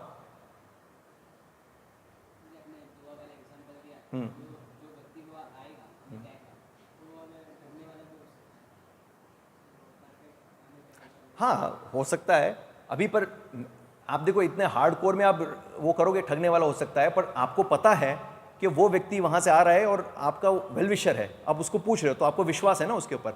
ये एक वो उदाहरण है, आप उसको कॉम्प्लेक्सिटी में मत जाओ कि ये ऐसा हो सकता है, ऐसा हो सकता है, जस्ट आपको समझाने के लिए है, आपके दिमाग में बिठाने के लिए एक उदाहरण दिया है। अभी हम जब एक्चुअली इसका रियल कंटेक्स्ट में देखेंगे तो हम किसके ऊपर जाएंगे? गुरु के ऊपर जाएंगे। तो गुरु ठगने वाला है कि नहीं ठगने वाला है वो किससे कैसे पता चलेगा? तो शास्त्र के माध्यम से उसकी लायकात देखे कि ये गुरु बोनाफाइड है, प्रामाणिक है कि नहीं। वो नेक्स्ट सेशन में मैं आपको डिटेल में जाऊंगा। आपका जो प्रश्न है जैसे वो गुरु के ऊपर जाएगा अभी, तो नेक्स्ट सेशन के अंदर डिटेल में हम जाएंगे कि क्वालिफिकेशन ऑफ गुरु क्या है। तो मैं आपको स्टेप बाय स्टेप बताऊंगा, उससे आपको पता चलेगा कि हम कैसे गिन सकते हैं कि ये व्यक्ति ही प्रामाणिक गुरु है और ये व्यक्ति प्रामाणिक गुरु नहीं है। क्योंकि आजकल अब देखो बहुत सारे सो कॉल्ड बाबाज और ये सब आ गए हैं, और लोग क्या है, एक अंधविश्वास भी है और एक ज्ञान का अभाव भी है, जिसके कारण लोग खींचे जाते हैं वो दिशा में। तो इसलिए ये सब चीज़ें क्लियर होना बहुत ज़रूरी है, कंसेप्ट क्लियर होने चाहिए। और जैसे गुरु के क्वालिफिकेशन, ऐसे शिष्य के भी क्वालिफिकेशन होने चाहिए। कोई टॉम डिक एंड हैरी गुरु नहीं बन सकता है, कोई टॉम डिक एंड हैरी शिष्य भी नहीं बन सकता है। तो ये कुछ क्वालिफिकेशन लायकात है, वो लायकात देखनी पड़ेगी।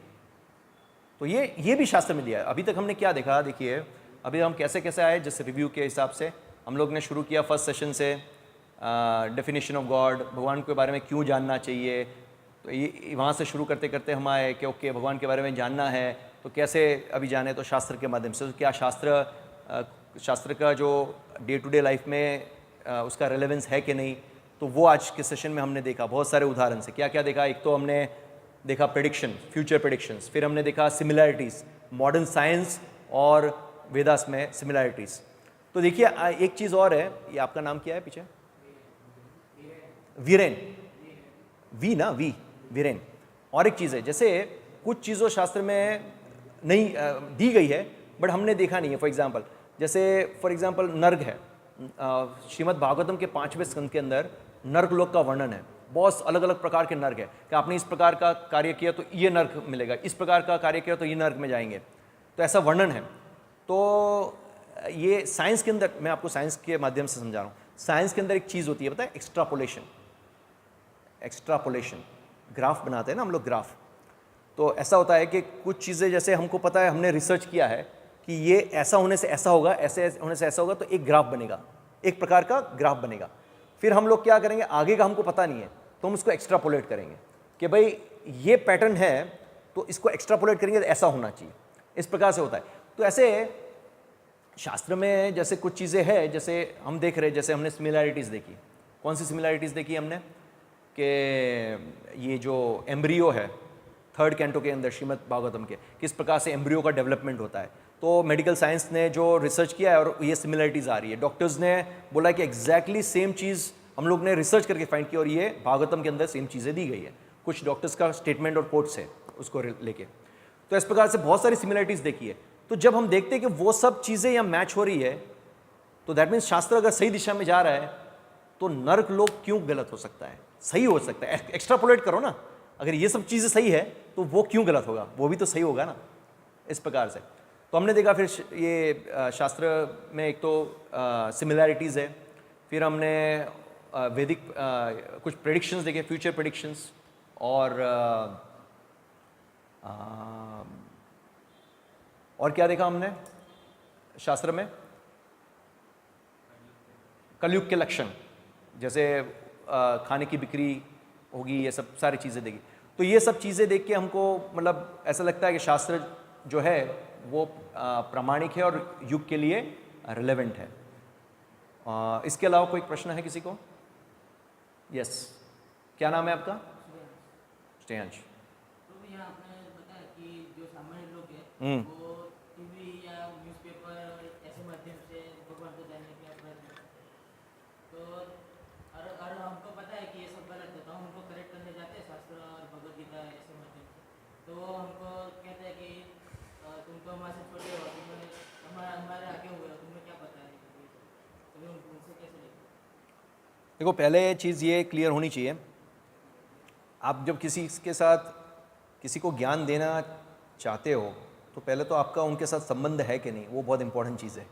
जैसे आप किसी को भी ज्ञान देना, अभी फॉर एग्जांपल मैं आप लोग को नहीं जानता हूँ, बट आप लोग यहाँ आए हो, मतलब आपको कुछ श्रद्धा है भगवान में या कुछ जाने की जिज्ञासा है, तो आप अपनी इच्छा से यहाँ आए हो सुनने के लिए।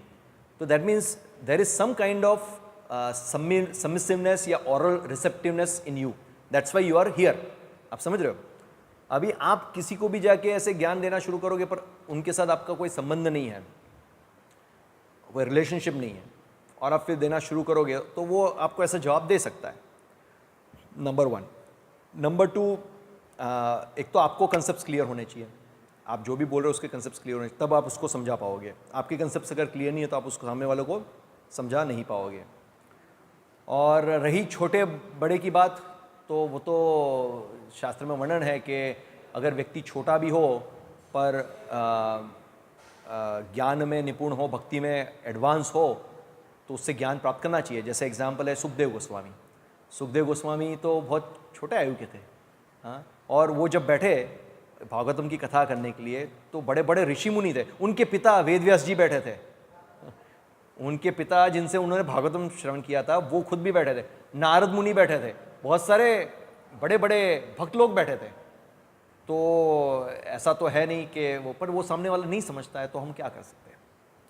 तो पहले तो ये जानना बहुत ज़रूरी है कि हमारा वो व्यक्ति जिसको हम प्रीच कर रहे हैं उसके साथ संबंध क्या है, वो सुनने के लिए पहले रिसेप्टिव है कि नहीं।